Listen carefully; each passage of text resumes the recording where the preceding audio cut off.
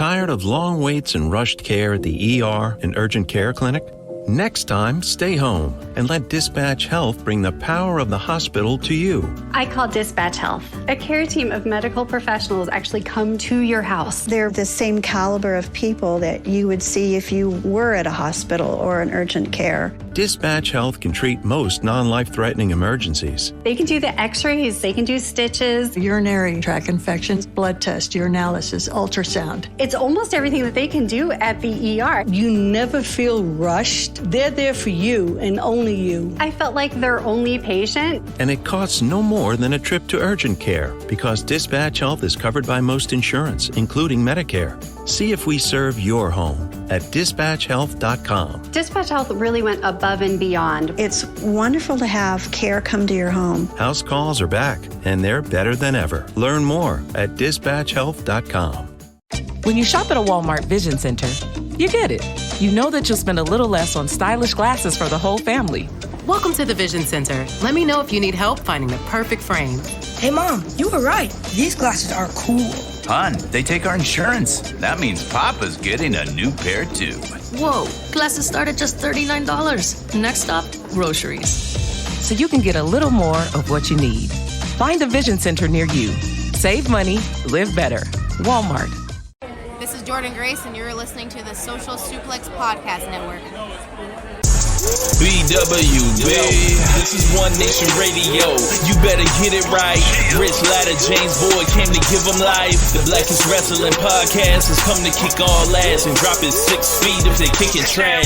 Word, let me welcome y'all to something different. And if you dig it, man, you should let some friends listen. We be getting it in, this on the regular dude. Ravish and flow, but this shit rude. See, James don't rap, so I had to break it down. The whole network, man, we coming for the crown. Raps in the columns, I keep them both covered. Making the beats too, so the listeners can bump it. Hit us with the rating, yeah, I'm saying it's a 5. Before you hit it, talk, bob your head side to side. It's One Nation Radio, and this is the beginning. It's Rich, and I'm here with James. It's time to listen to One Nation. We got to unleash the power of the pyramid. This is Mike Sempervive from WrestlingObserver.com. Check me out on Wrestling Observer Live every day. And also check out your boys, Rich and James, on One Nation Radio. Hi, this is Kenny Omega. We're listening to One Nation Radio. Check it out, guys. These guys know what's up. Big Kenny Omega fans, that's all that counts to me. Goodbye and good night.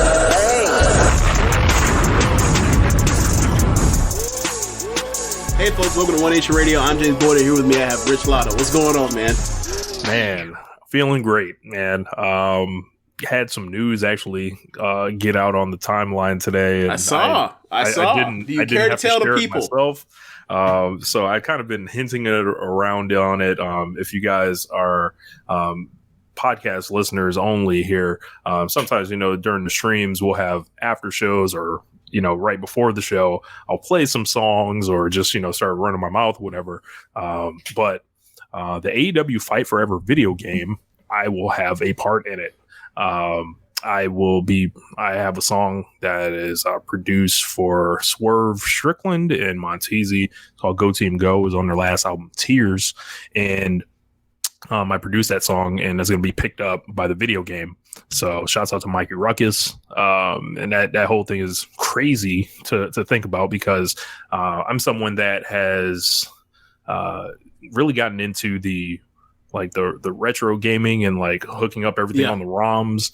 And one thing about the older games, when you play them, it's like you hear the soundtracks on there, and then those soundtracks like kind of transport you back in the time when it came out, and like it's just there forever. And then with this, the AEW video game, regardless of what anyone wants to say about it, as far as whether it looks good or whatever, I'm looking forward to it a ton. I play all the wrestling games that have come out over time. So very, very excited about it on that end. But I'm going to have a song in that, something I worked hard on, and it's going to be in there forever. When people are modding this shit, ROMing this shit, 25 years from now, music's going to be on there, and that's I'm really happy about that, really excited about it. I have all the sounds all lined up, ready to go. Going to do a behind the beat video for it.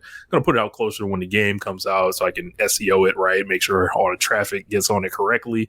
Thinking man, but yeah, it's going to be really tight.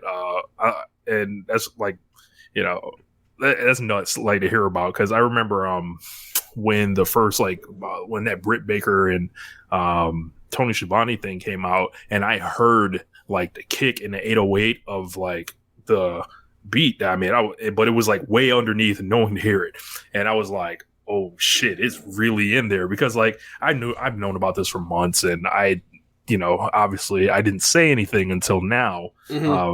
But I was like, man, it's really there. And, you just don't want to jinx it, like something goes wrong. Oh, yeah, we're pulling the song. Like, so now that it's... it's funny. Well, I'm going to let you get your point. Like, think of all the near, almost come-ups we've had over the years. But go ahead and continue, Rich. Yeah, but very excited to be on the soundtrack. You guys will be able to hear that and just stream the song, and the song will get another life. I'll get a little taste on that.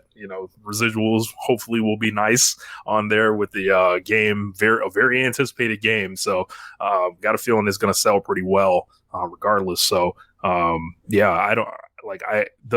store, I think I heard something like with the soundtrack, it was like Kenny and Mikey Ruckus were like, why don't we reach out to the circles that are, that were close by, like, the artists that are kind of affiliated with AEW, people on the roster that do music. And, there's a couple other people. I believe Righteous Reg has a song on there that of his that Grab City I'm cool with, worked with on the AEW album. He's going to be on there as well. So, I don't know all the songs and all the people that are on there yet, but the news is out that I am, so very happy.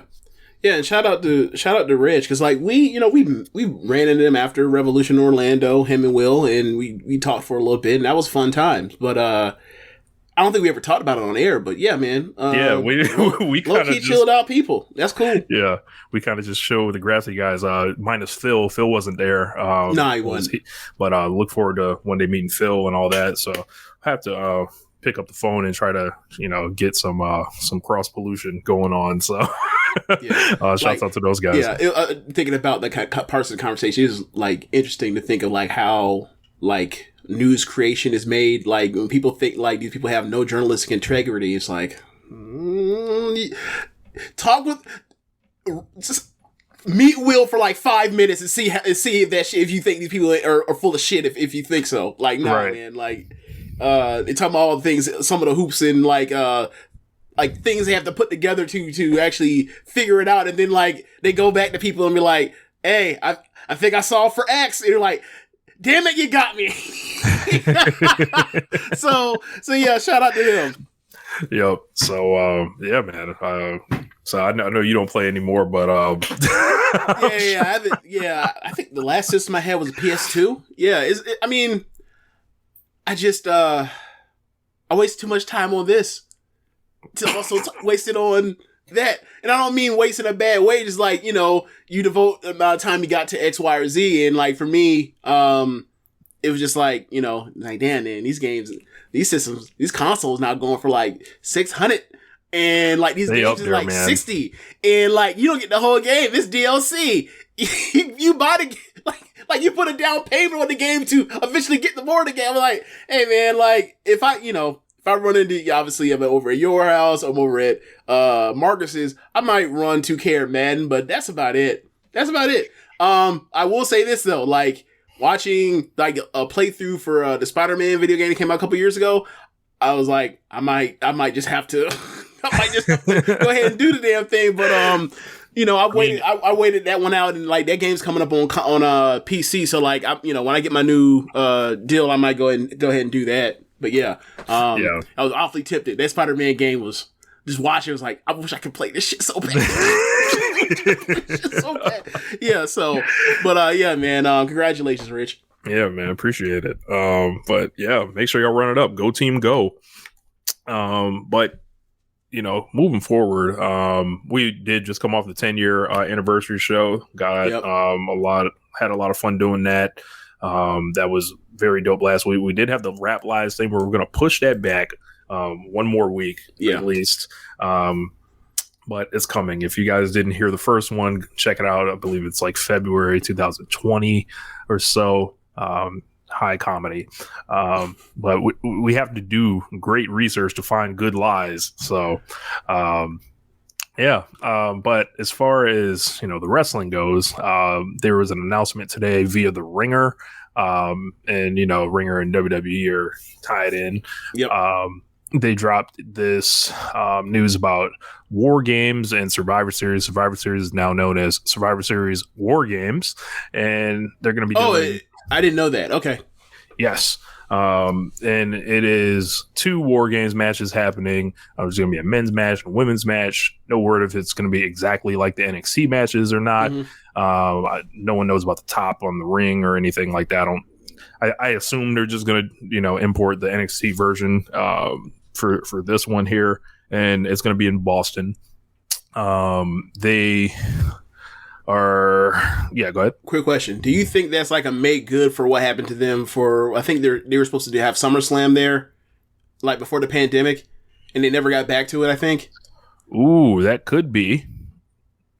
All right, just a thought. Whatever, continue. Sorry. But yeah, everyone today was kind of, hearing the news about this, and they were wondering about WarGames with no blood, and obviously, the blood and guts stuff is, they've done 2 of those in AEW, really kind of captured the traditional essence, I'd say, of WarGames. Mm-hmm. If you listen to Josh Smith, to NXT's, definitely, yeah.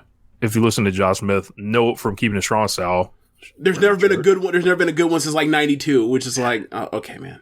Like, I don't love these. I don't love these like everybody else does. Too, I don't think he means good. I think he means just doesn't capture the essence like of what makes WarGames great. Well, yes. I don't want to put words in Josh's mouth, but that's the gist of it. Is like he hasn't like loved any of these since '92. Right. They've got. With Survivor Series, this is the perfect place to put it. Yep. It's funny they have Cody back in the company now, so eventually he's going to get to step in 2 cages at some point. But yeah, Triple H was in the media today, being quoted all throughout that article, which has funny at best history in it, because how those things get written. But yeah, they're they're press guides or whatever. Yeah. So, they, I don't know, man. I think people are a lot more excited than me about this. I'm like, all right, it's WarGames. It's like, yeah, for me, it's like, cool. Like NXT, generally speaking, like, except for like, I think the second women's WarGames that I've seen, I don't think they ever had a bad one. So cool. But it's, what's going to happen, Rich? It's going to be the same thing with like all of these like WarGames and blood and guts of the last, let's say 5 years or whatever. Where it's like they're probably too long, and they don't like adjust for the part where it's like literally nothing's hanging in the balance until the final people get in or the final person gets in. And I think that's the general flaw of the storytelling of the thing. Where like you got to make it to. I feel like it adds to more drama if you tell the story of not everybody has to get in for this thing to end. Mm-hmm. Even though, like, in your mind, that shouldn't happen, it should still be the thing. It's kind of like, like even with the Jericho blood and guts thing in the last 2 years, where it's like, they put the top on the cage, and then somehow, every fucking time, they still end up outside the goddamn cage. Like, that's not supposed to happen. You're killing the gimmick by doing it in theory, but it's like, whatever. Like, but for me, it's just like, I think they're gonna be great or whatever else. The level of great and how much you like them and love them, they'll vary. Obviously, like I think people are talking about there's been overkill. Like we've seen, at least 2 takeovers ahead, 2 a women's and a men's. Like the way to change it to where it doesn't feel like overkill is you make the matches feel different. You tell a different story inside the match. Like for example, the first women's WarGames had the story where it was literally Candice and Rhea versus the 4 Heels, and they end up still triumphing on the way to building towards Rhea winning the women's title. Then they just had a standard throw everything at the wall NXT TakeOver WarGames. They do a million things. It turns to they bring weapons in and kill each other, all types of shit. And like that's how you tell the different story. Like the 2 cage match show that Stardom just did. They had 1v1 and they basically, one person almost got murdered inside the ring and then the other one was like just a spot fest.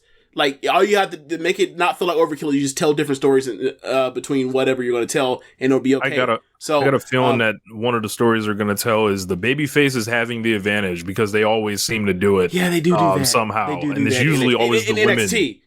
You know what? And to be honest, it technically didn't happen in WarGames this year, but it basically worked out that way for this year's not WarGames, but Blood and Guts. Blood and Guts, yeah. Yeah, because like BCC just whooping all their ass. Yeah, it's fucking They fucked them up. They executed them. I was like, bro, they got the advantage, but the nigga running in don't want to get in, and he's like scared running. I'm like, look, man, like y'all, like this shit was like too much, bro. OP. This, I don't know, James. This is just the latest example of why WCW won, and let's hear it. I heard you say this earlier, and then you say you were going to come up with, you were going to further elaborate, and so I didn't check in on whatever you had up your sleeve, but let's hear it. Yeah, man. Much in the way Bomani Jones likes to say, the South won. I like to say WCW won. And these things, some of them are funny things, some of them are actual things that have happened.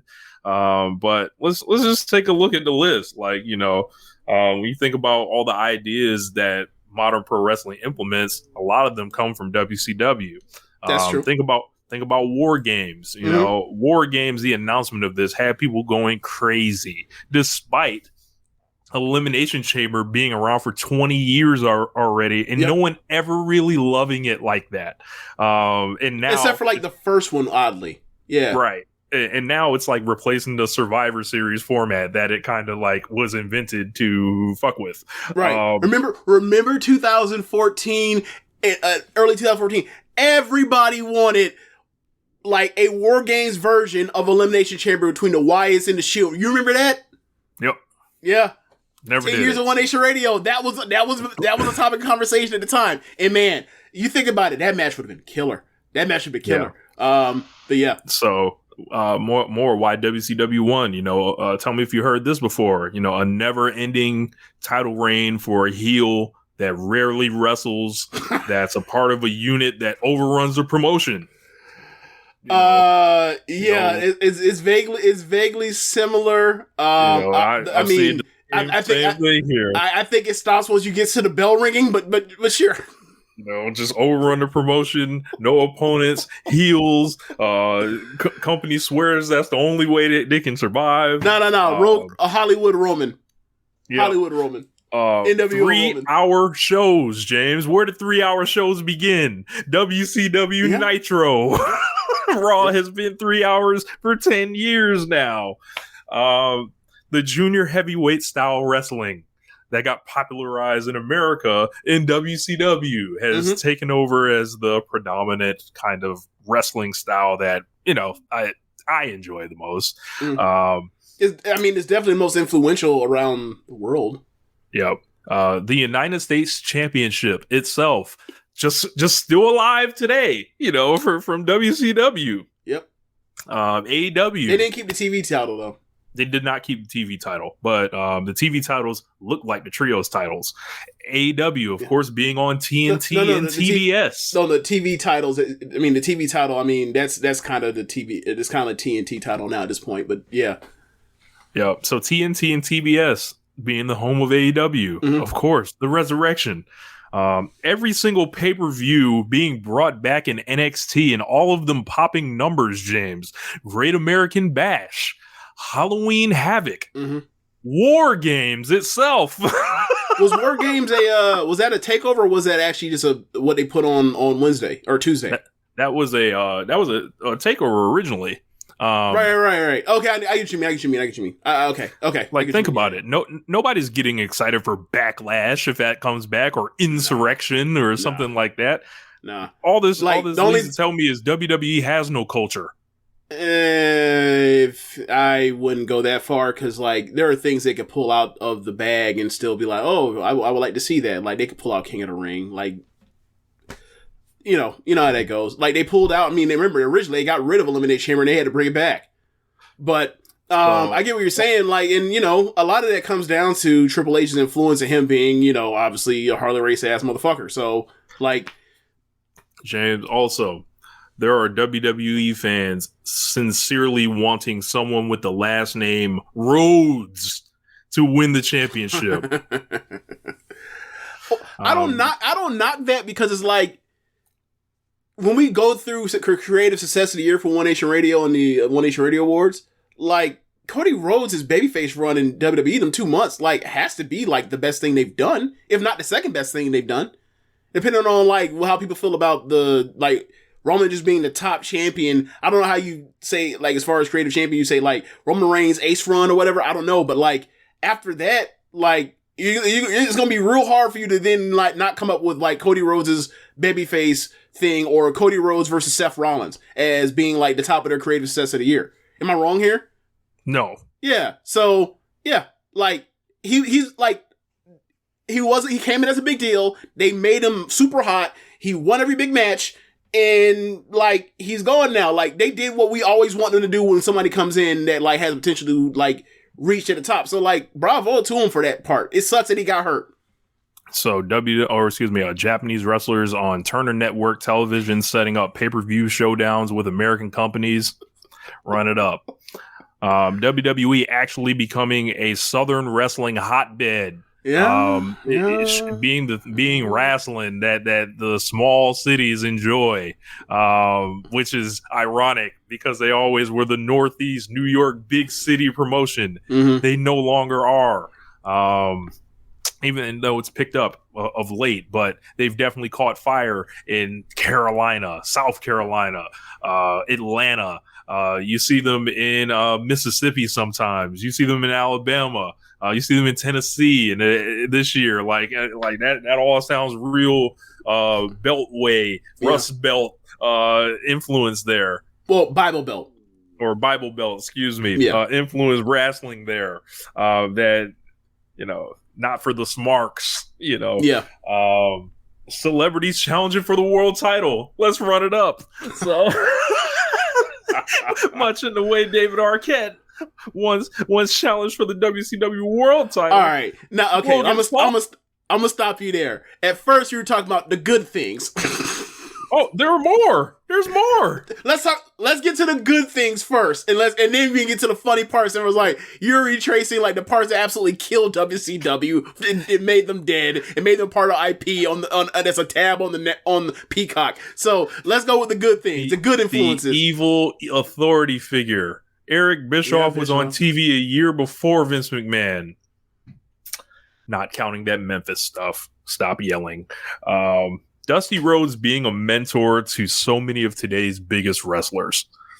Both companies. Go down the list. Yeah, NXT. Sting. Sting is alive and thriving today. And what do you think of Sting as? WCW. Yep, the franchise. And last but not least, James, the reason why WCW won, Ric Flair's last match being a draw still in 2022, the Nature Boy Ric Flair. The disgraced Nature Boy. They gotta add that part. Like, if he had, think of how much better it would have done had that shit not came out from the revelation from Dark Side of the Ring. It's amazing it did what it did. Right. Right. They sold pay-per-views and they sold the building out that weekend. Unbelievable. At the end, WCW won. Yeah, man. Yeah. Also, Ricky Steamboat is back. About to wrestle as well. Yeah, where do we know where he's wrestling at? There's gonna be some GCW shit. I don't know where Ricky Steamboat is, but there's something going on in the comments that, yeah, we're going to have to handle on that. So, what happened? I'll get it in just a moment. But yeah, man, what else we got? I briefly alluded to it. We got Roman Reigns and Logan Paul are going to be facing each other in Saudi Arabia. And before we do that, so everybody, I want y'all in the comments to let this person know. I guess, like, you know, this is live right now. We're going to go ahead and say goodbye to them because they are out of here now. All right. So,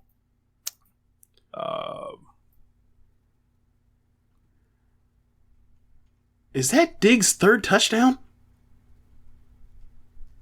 Jeez. But anyway, Roman Reigns will be taking on Logan Paul in Saudi Arabia, and it is for the WWE Universal Championship, the world title, all that stuff or whatever, right? I saw this, and Logan Paul, of course, made his debut at WrestleMania this year, followed it up with a performance at SummerSlam. I believe he got a 4-star match out of The Miz. I believe Logan Paul does a lot of things I would like in wrestling. I don't think I saw the Miz match for some reason, but I saw the gifs going around. He's definitely an athlete. He takes risks. Yep. People like him, or seem to think he did a good job. I like what he does in the ring. It's for obviously experience level. Obviously, it's a lot of, you know, new spots that people like have been convinced through like years of top wrestlers not wanting to do shit that like it takes like the most like athletic people in the world to be able to do this shit. But it's like, nah, man, like if I was going to liken it to something else that we were talking about, where it's like they talk about certain people being special or whatever else, but to be able to do it, but like not really. But I'm not finna say that on air. I don't want that smoke. But yeah, like you know what I'm talking about, don't you?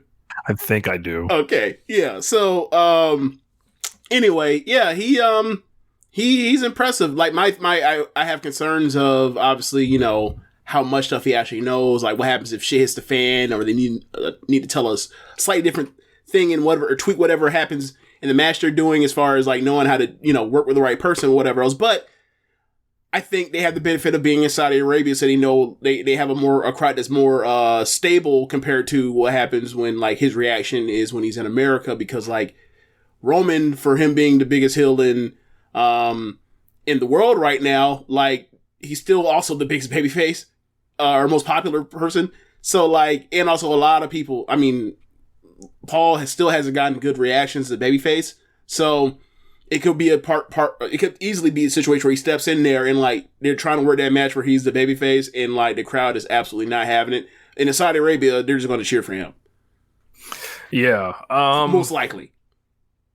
Yeah, I saw this match being made, and it started like catching fire through social media. I believe Roman was on Logan Paul's podcast. There were just comments being made like that basically escalated it.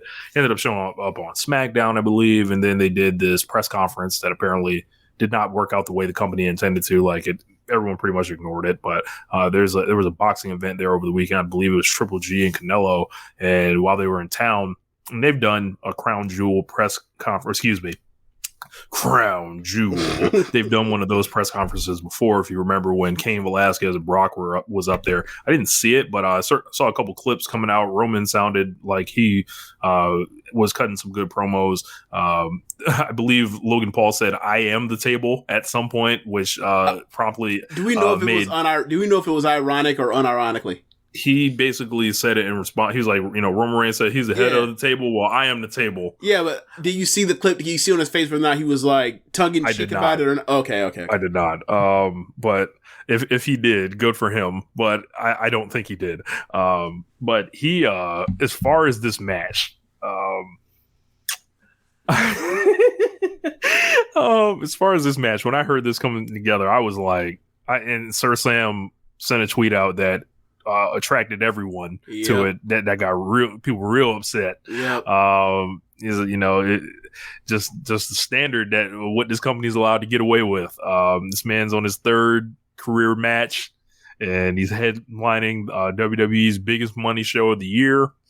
I believe they will make $50 million again off this thing. It is a sold show. It is a sold propaganda show.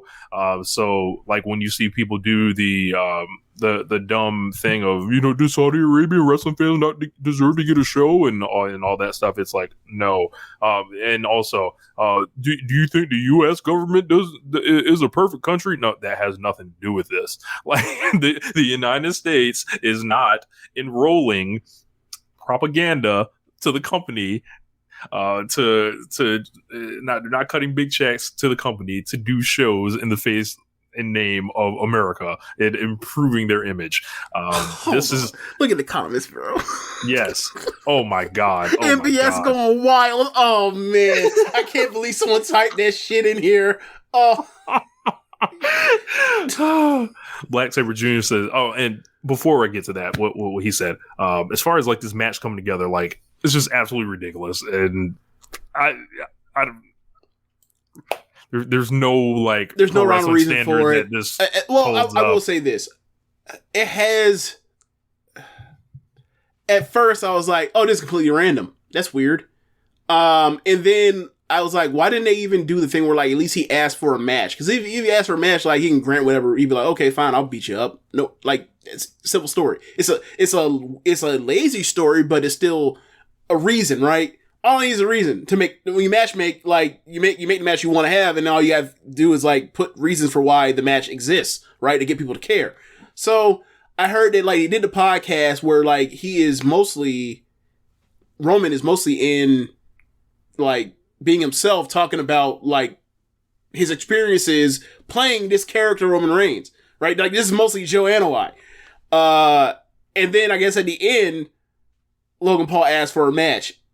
And I was like, oh, so it was like the Heyman Austin podcast where like they do just a regular podcast, and at the end, like all of a sudden then like Heyman says something slick, and then Austin's like has to shoot an angle for a match. It says like, fuck it, let's do the Texas death match or whatever. Like that's what it turned into. And I was like, okay, whatever, that's better than nothing.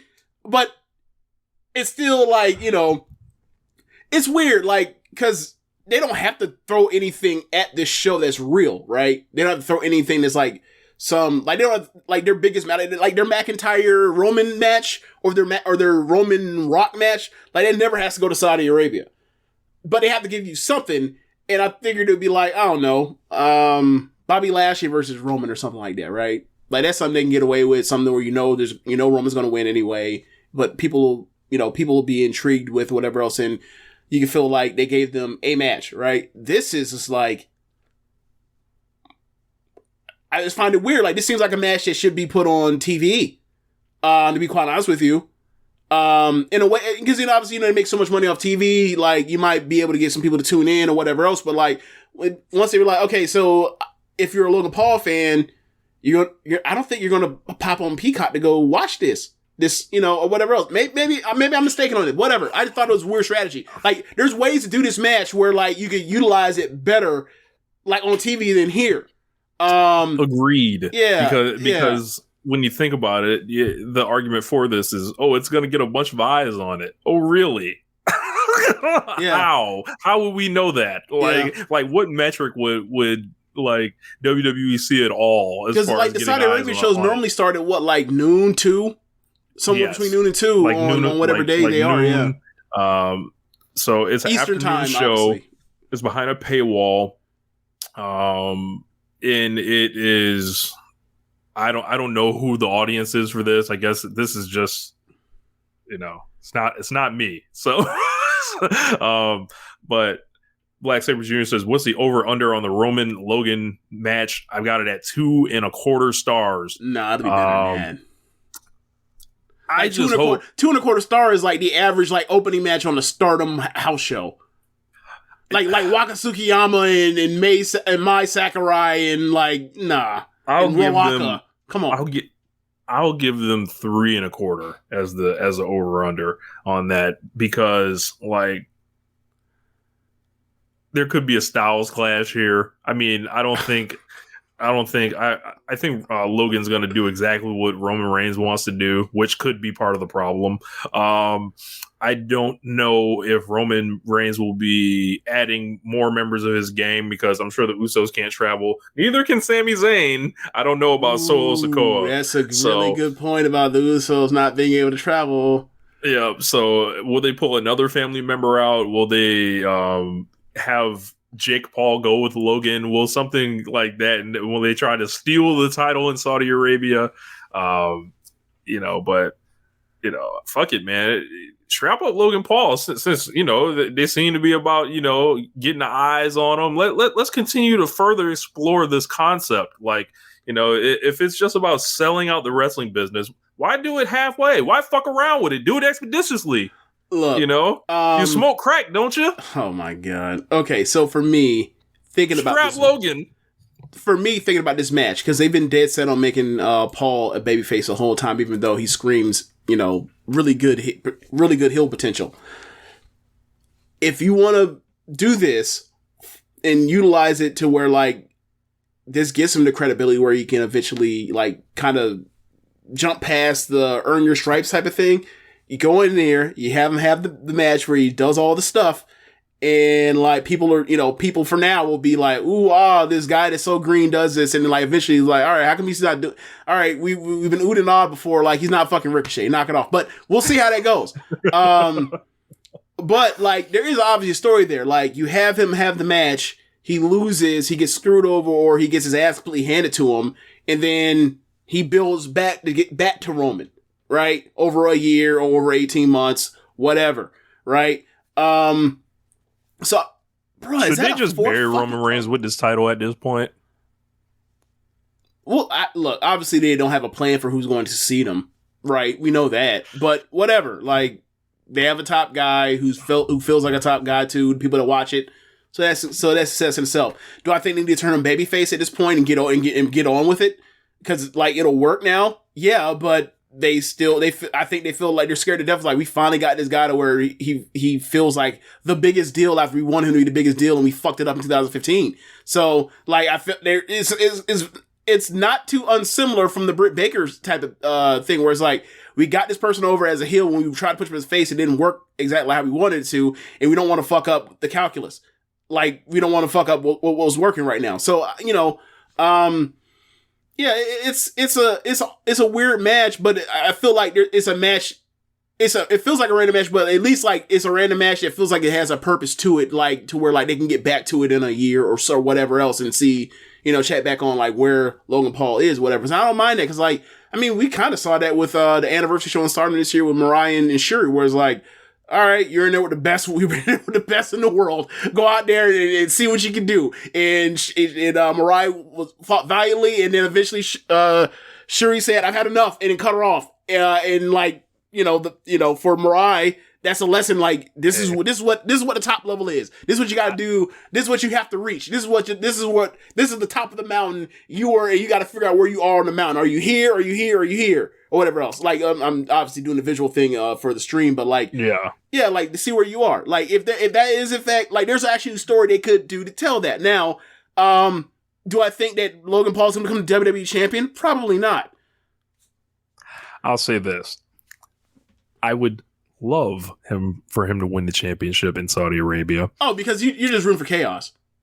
Chaos agent here, but I think Roman will win. However, I am fully confident Logan Paul will win the championship one day. Really? Yes. I don't know. We'll see. I feel like he's so far away from credibility with the fans outside of him just what they don't like of him already. I think I feel like if they were to turn him heel, it would work easier because obviously it's still a heat company. But we'll see over time. I'm not exactly the worst thing in the world because the dude is fun to watch from what we've seen of him so far. I will say this though, learning about the thing that happened with him in Japan was that's troubling. I prefer that when I didn't know that about that gentleman. Yeah. Maybe that's the reason that people don't like him.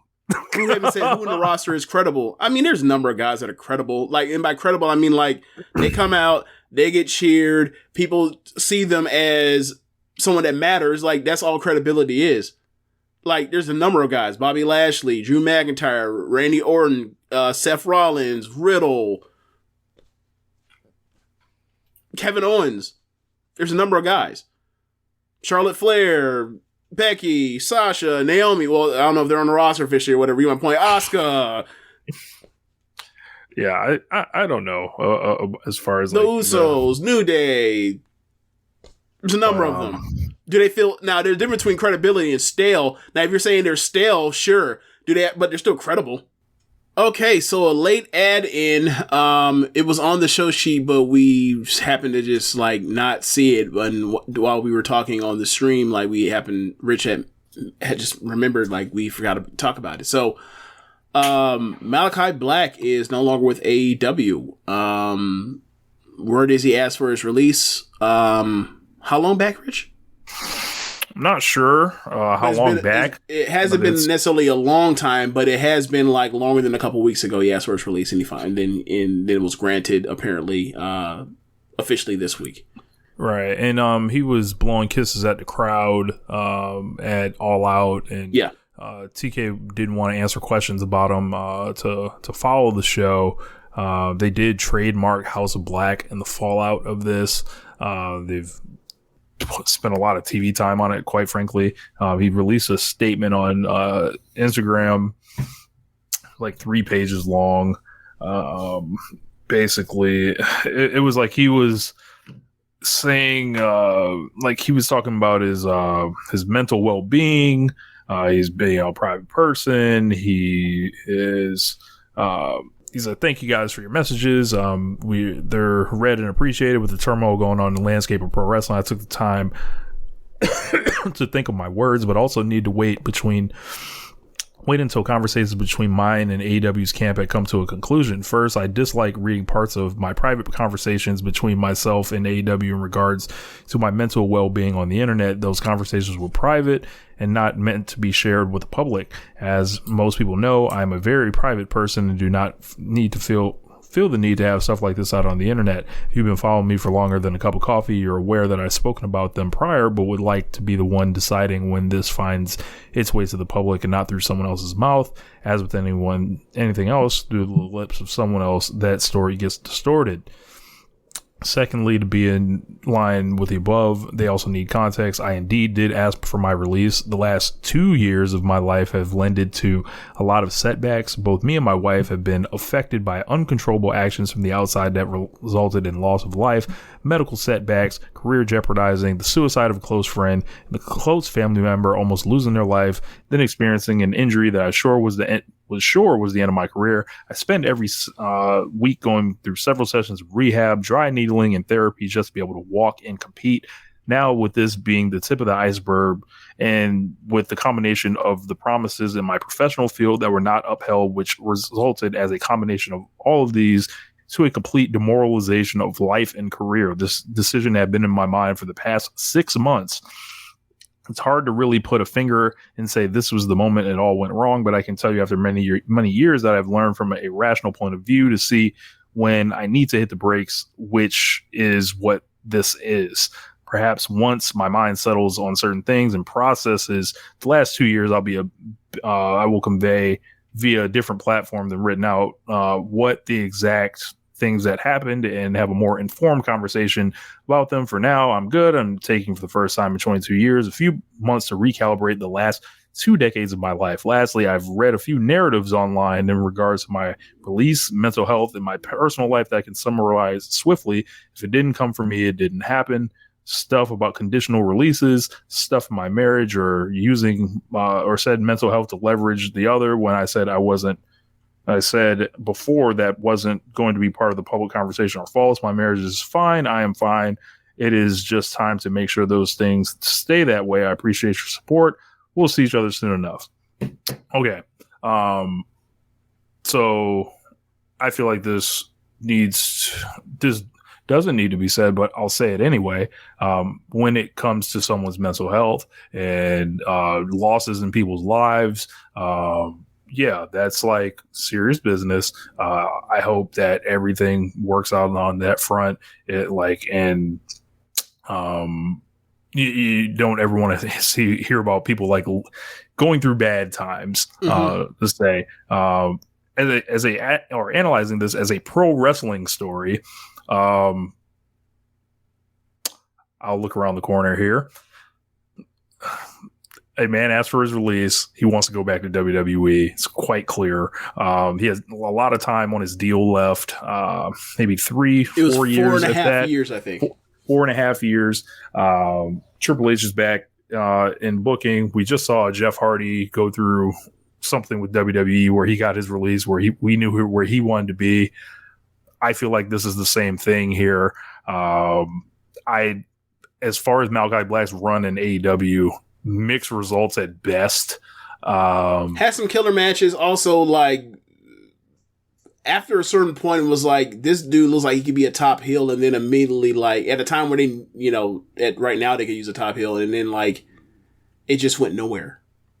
I don't know if it was because, like, they decided to do House of Black instead of just push him as a solo act. I don't know. But it was a super hot at the start, and then, obviously they decided to water it down with Cody getting W's back, and then, now they're both out of the company. Yeah, it wasn't never right for me. After I was there the night that he lost in Orlando to Cody, and of course that came after the Arthur Ashe show, which he started spitting mist, and it didn't click for me. And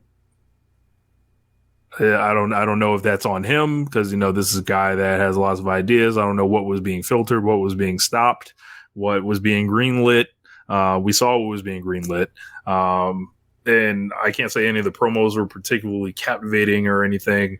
They were at the start. The House of Black stuff was like what we talk about with Jade right now. It's like, so it feels like instead of it's leading somewhere, it's just something to buy time. Like you're just, treading water. And like you do enough of those, it's like, okay, like there's only so many times you can talk politically about like the occult before eventually people's eyes glaze over. And, obviously they were also hurt with like, Phoenix breaking his elbow or dislocating his elbow because they were supposed to do House of Black versus Death Triangle. And his own injuries. Got to it. Yeah, that's true. Like a lot of bad timing for him, but also some unforced errors between what he wants to do in his professional wrestling, and also like some weird things as far as roster positioning for him on Tony Khan's behalf. But like, regardless of whatever was happening, he had some banger matches, and we'll see what's next for him. I think he's going to end up in WWE. When? I don't know. But I think he's going to end up in WWE. And, like, if he ends up in WWE, I think he'll get more mileage. I think he'll get, used at a higher position than he was in AEW.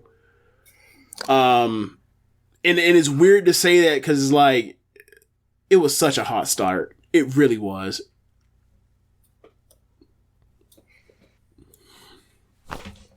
Yeah. Like when I saw that dude come in like the first month, like this is a dude that could be like a number 2 heel, and then like by the end of it, it's like, oh, like he can win a trios title. James Brown Wild says leaving with 4 years on your contract like Kevin Durant. That's funny. But I mean, for a harmonious locker room sake, if this guy's like being a mope and he doesn't want to be there around, that's the beauty of having two companies. If he doesn't want to be there, he can, and it feels like he can be positioned or treated better, or slotted better somewhere else. I will hope for anybody that wants to leave can leave out their situation. Like, they're supposed to be independent contractors, but they're treated anything but. So, like, as far as going between AEW. Going from AEW to NXT, from AEW to WWE, or going from WWE to AEW, I hope anybody that wants to get the fuck out can leave and get out of a different situation. I really do. So, for me, it doesn't really change how I feel about it. Like, it's unfortunate. But same thing. Like when Jeff Hardy or Pat Buck or whatever else wanted to get the fuck out, like I hope that they could have gotten the fuck out in the same way that like if Malakai asked for his release, I wish he was able to get his release. Like MJF thing is a little different because we don't know if he was bullshitting or what. We don't know, bro. Right. So we don't. So that's a little different. But if he actually had wanted really, really badly to get out, then I wish he would have been able to get out. It is what it is. Yeah. But that was a contract dispute on some. Pay me like a quarterback, and they're like, well, we don't think you're a quarterback. So, that's kind of how that one went. But as far as Black, like, he wanted to be out. His wife's in WWE. He never wanted to leave WWE. He never wanted to leave WWE. He got fired from WWE or let go because budget cuts in quotation marks. And then, like, as he got fired, he still said, like, I still want to be there. If he wants to be there, let him be there. Good for him. Yeah, like I'm glad there's places for him to want to be, and he can be there, and he can still be at a high profile, as opposed to like trying to globetrot around the world or whatever else. That would be something he didn't really want to do. Yeah. They what was I gonna say? I can't remember, but Jane Brown Wyatt says crazy that people think Triple H will be able to push everyone at the same time. Some of these returns will fail. I mean, I guess that's a risk that you got to take. It's a risk you take. But there's also the part where it's like they look at like who's in front of them in, let's say, AEW, and it's like Danielson, Moxley, Jericho, Omega, Adam Cole. Like those guys those are people that are proven that like are always going to be, pretty high quality guys, whatever. Then also you think of all the people that are younger than him that are going to get better, right? And then you look at the other perspective where it's like, that's 2 hours. I know people are going to say it's 3 hours because of Rampage. It's 2 hours. Like we didn't watch Rampage this week. Like like unless they start trying again, we can just treat it as if like there's only 2 hours of weekly television on AEW, right? And then you look at Raw and SmackDown with 5 hours, and Raw's a good show, and it's like who are they pushing as like a top heel right now? Oh, Austin Theory. You think that Malakai Black does not see that what they're doing with Austin Theory and think, well, geez, I could be the next fucking Undertaker there. Like, so yeah, like, or whatever's in his mind. We remember what those interviews sounded like them shit sounded like off the, like, that man's on another planet. Like, with some of the stuff he was talking about when he left WWE. I think it's best for both parties that they both move on. Yeah, so that's pretty much all I have to say on it. So glad he was able to get his release. I would have liked to have seen a House of Black versus Elite match. Definitely would have wanted to see that. Like we got the Death Triangle match at least. But yeah, man, it's like, I mean, there was a lot of people that were being signed out of there, and there was like, it wasn't going to work for everybody. Like, right, somebody's going to be left out. Like musical chairs, there's only so many spaces. Yep. So, and the spooky stuff doesn't seem to be the bag in AEW at least. So, he can go hang out in that Wyatt and Karrion Kross phylum and whatever. So I don't know what Karrion Kross even doing except for turning the TV screen black. Like, I don't even black and white. I don't even know what the fuck it is that he's doing. It's necessarily spooky or occultish or sci-fi or whatever. I don't know. Y'all have to enlighten me because I'm only watching pay-per-views. So good pay-per-view. Like the last pay-per-view was damn good. We didn't talk about it a couple weeks ago, but like the Sheamus shit was awesome. The Sheamus and Walter match was awesome. I ended up giving that 4.5 stars. The Rollins and Riddle match was damn good. I ended up giving that 4.25. Like the main event, like I thought that shit was just way too long for the time it went, and then like by the time they get to the closing stretch, it's big move, lay down, big move, lay down, big move, lay down, big move, and guess what? Lay down some more, and then at the end, like after building this whole matchup, after rebuilding Drew McIntyre back up, like instead of banning the Usos, like a third Uso appears, a blonde Uso, Super Saiyan Uso, Super Uso shows up and like costs him the match. And I was like, yo, this is such a lame way to get out of the main event of like one of the 3 biggest shows of the year. Like just have someone beat someone for fuck's sake. It's also like, okay, so you tease throughout this whole entire thing that it's going to be Drew McIntyre and Karrion Kross, throughout the whole time, and the person that doesn't screw him out the title isn't carrying Cross and lead to them having huge some other dude, like, it's some random person that's never seen some random person that like a lot of people like the never seen before part, but like, oh, it's another Samoan part of the bloodline. It's like, okay, when is Drew McIntyre going to set his sights on you? Look, he's going to face Karrion Kross. Okay, thanks, great. I too remember when random members would debut for the NWO to protect Hollywood Hogan. I too remember this. Like it's just a lazy days ex machina, and like that's stuff that happens in WWE. Where it's like, I mean, last one I know you remember was like when they did like the after WarGames, the first one was WarGames, where like Tegan was getting revenge on Dakota Kai at Portland, and then all of a sudden out of nowhere at random comes Raquel Gonzalez, and she choke slams her through the Tegan through the table. Yeah, it's like. You have nothing to do with this. Like you have something to do with this now because you just showed up. But like it's such a lazy way to get out of stuff. But whatever. They're eating it up. Like they don't have these reservations. So good for them. I want more. So yeah. I just think, but then like you see the split in like when you look at the cage match rating on the match, it's like I think it's like a 7.5 something, whatever else. And like I thought the match, like I said, like, oh, it's some 3.5 or sorry 3.75 a 4-star thing or whatever else. And like Chad and Finish Show, like they think it's like a match of the year contender. I'm like, no, you're out of your minds, guys. Like, no, absolutely not. And that was before I even got to like the bad finish. I was like, no, this match is like I can't agree. This match is very good, but I'm leaving it at that. And like, it's barely worth the time. It's barely worth its runtime. That's not some match of year contender. Like I'm not. I just watched Ospreay and Okada a couple weeks ago, and like, no. Yeah. And then like remember my remark to you like after you watched Himeka and Shuri, I was like. Did Himeka and Shuri get more accomplished in 15 minutes than these guys did in like 30? And you were like, yes, they did. Like, no, man. Yeah, it's not for me. So y'all know where I'm at on this. Like it was a lot of stalling, standing around, hanging out. Roman Reigns getting on the microphone. If you like it, awesome. I still think it's I score. Look, I gave it a grade of very good match to borderline great, right?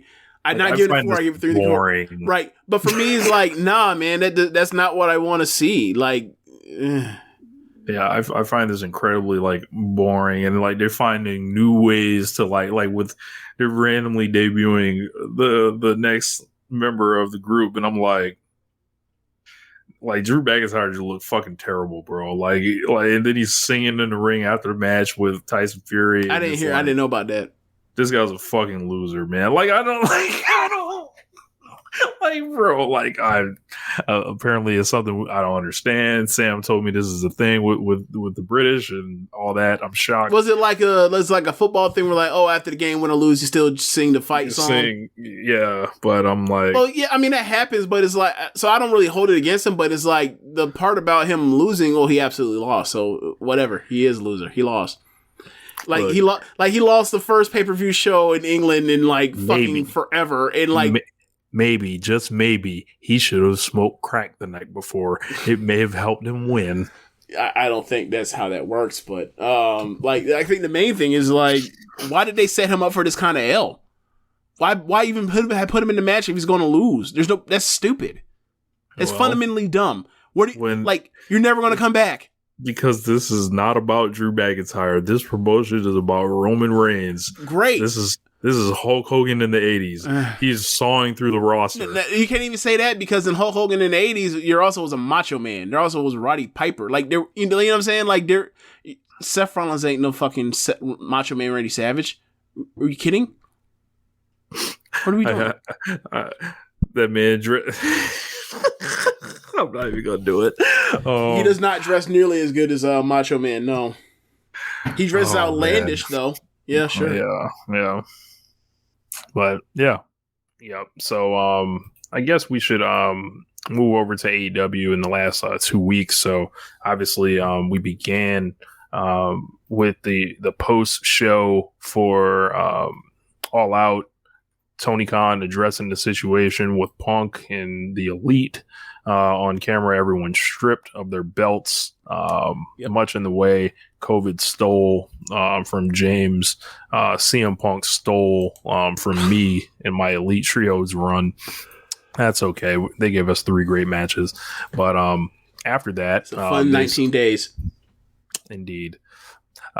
They had they announced the belts were vacant. They didn't mention any of the people or why or anything like that. So we did not predict who will be the White Rabbit in WWE. We did not. Yes. No, first we did not predict who the fuck the White Rabbit is. I'm still trying to figure out what the fuck that means. Like, right. Yeah, everyone just immediately knows what it means. And I said this in the group earlier. I'm not going to repeat myself verbatim, but I'm like, what the fuck is a White Rabbit? Why am I expected to know this?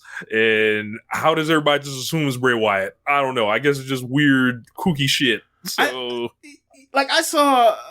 Okay, so like a week ago, I saw something about like they were playing some song called White Rabbit. I was like, I've never heard this song before. That's okay, whatever. Well, I don't know why they're playing it, whatever. And then somebody like started showing, I guess, Karrion Kross at like the very end of, as they're closing the doors on Lucha Underground, like showed up like in some gimmick called the White Rabbit. And like, Rich, on the Social Suplex Podcast Network, there is a podcast called The Grave Consequences that covered Lucha Underground. Correct. And then also Josh, like, as Lucha Underground got fun to people and then like proceeded to go like lose popularity and go away. Like he loved Lucha Underground, even when they were doing like time machine, time travel shit or whatever. No knock against it.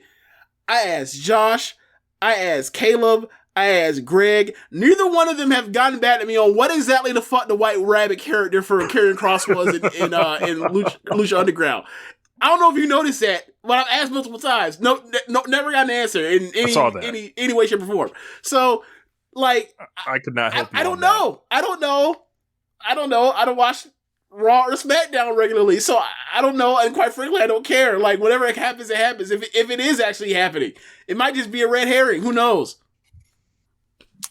Yeah. But yeah, Bruce, you size right there. AEW talk. That's all right. So we opened, you said the trios match, championships were going to be decided right away, between Death Triangle and, Best Friends and, Orange Cassidy. And that was a match that was made on the pay-per-view that suddenly became for the championship. So, after that, we had an awesome trios match between those guys. All came out with a point to prove, working hard, and these are all like day one guys from AEW, and it was kind of like this tone that was around the show. They were in, I don't know where exactly, they were in Buffalo the first week. Yeah, they were. And yeah, because Garcia was main eventing. Yeah, like when I heard like, you know, all the belts were stripped, I was pissed because like the AEW title lineage is like fucked up now, and then the trios belts were immediately stripped. I was even more pissed at that. I was like, what the fuck? And I was just like talking to everybody. And I just couldn't even really, I don't want to say I couldn't focus on the match, but like it took me a while before I was able to get into it. I was just like, this fucking sucks. Like, and it was just like full after the press conference, everything, you know, we had done that podcast that week. That was like the week before. And I was like furious. I was just watching this shit and I was like, man, these guys are having a good match. And I can't get into it. For me, I got over the shock of them, or not necessarily the shock, but like, I guess the surprise is more word, even though there's synonyms. I'm gonna say cinnamon. But anyway, it didn't bother me as much. Like, I was like, oh, okay, they you know, given what we heard, some of what may or not have happened, is like, okay, this is appropriate. We're moving on.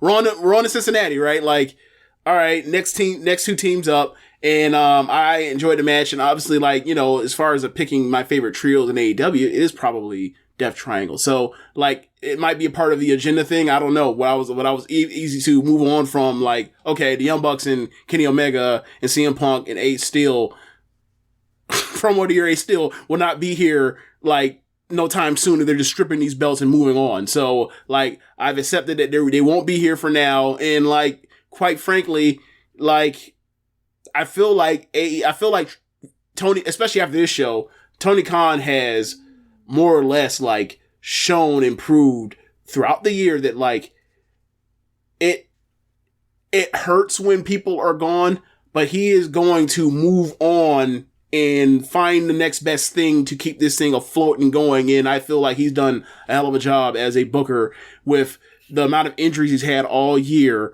And people not coming back or holding off on stuff to finally get to it and then shit getting fucked up or whatever else. I think he's done, I thought that show after that, I was like, this is one of the best shows in Dynamite history. And this man had to pull this out of his ass at the 11th hour. Right. And I thought it was, and I thought the wrestlers were up for it. And obviously we'll talk about the Mox and MJF thing later, but like, I felt like everybody was up. The show is like, all this shit that's going on will not fuck up this program or this show and this promotion. Like, there are tons of people that are more than happy to take these fuckers' spots if they fuck it up. So, like, fuck around and find out.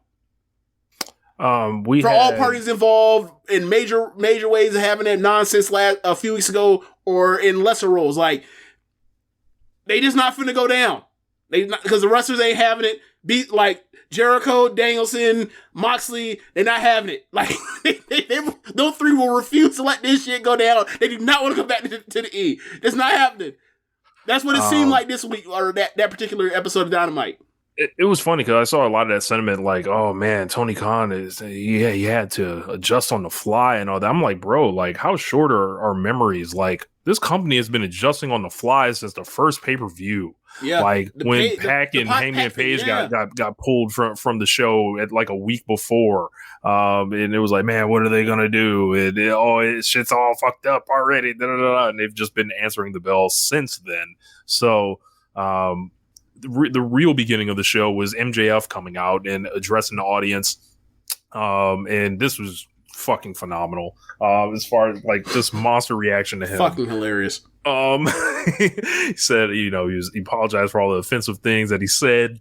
And said he's going to be a leader going forward, and all this other shit. And he was just complete ownership, crowd control. You missed out the part. They're in Buffalo, New York. Yes, Josh Allen comes jersey. out with a Josh Allen jersey, and he's like baby facing it up, and you can tell it's so fucking fake. But the crowd wanted to eat up in it. I'm just like, look at this honey glazed fucking ham over here, just doing the shtick of, and I'm just like, he's about to turn on these people, and they don't even realize like they know. I was like, this is great. Like, it's gonna be great when he shits on them.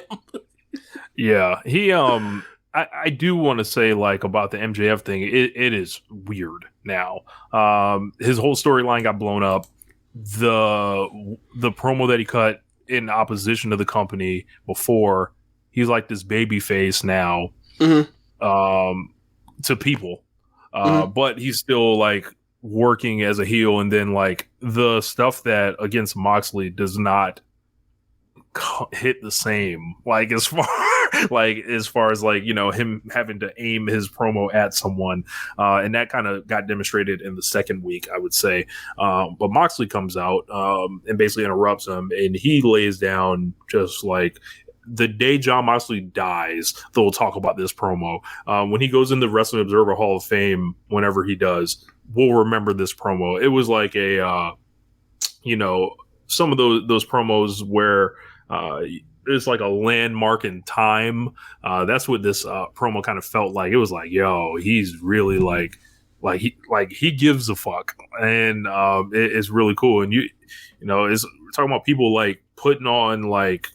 For like that have been with the promotion from day one, and it's like I think he's winning a lot of people over. Yeah, I love the promo. I mean, it might be my favorite promo of the year. I think after the promo, I said to y'all, that's like when they come out with a V2 version of this belt, like I want like parts of this promo like literally like inscribed onto the side plates of the fucking belt. Like it was a mission statement of what AEW stood for or was supposed to stand for and like what the belt means. And like it was fucking awesome. And you know, Moxley already has like, you know, the thing with Kingston and like the you're gonna lose, you have to live with it, and like you know, when he's talking about Ruthie Kingston and all that kind of stuff, like that great promo, like, but this might be his best like promo ever.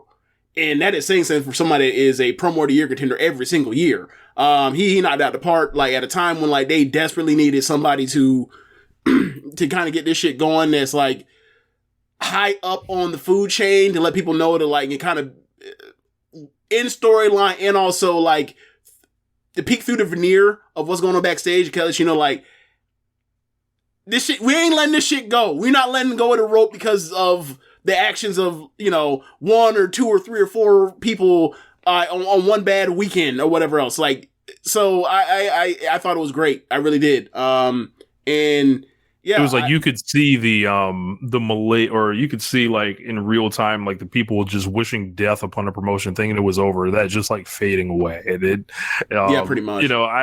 You know, I'm privy to, you know, some people that are, you know, not really big fans of this promotion. Like they watched the show and they were disappointed. They were expecting the whole thing to go down in flames, and when they didn't see those things, wasn't exciting for them. Oh damn, they're still competent, even though like.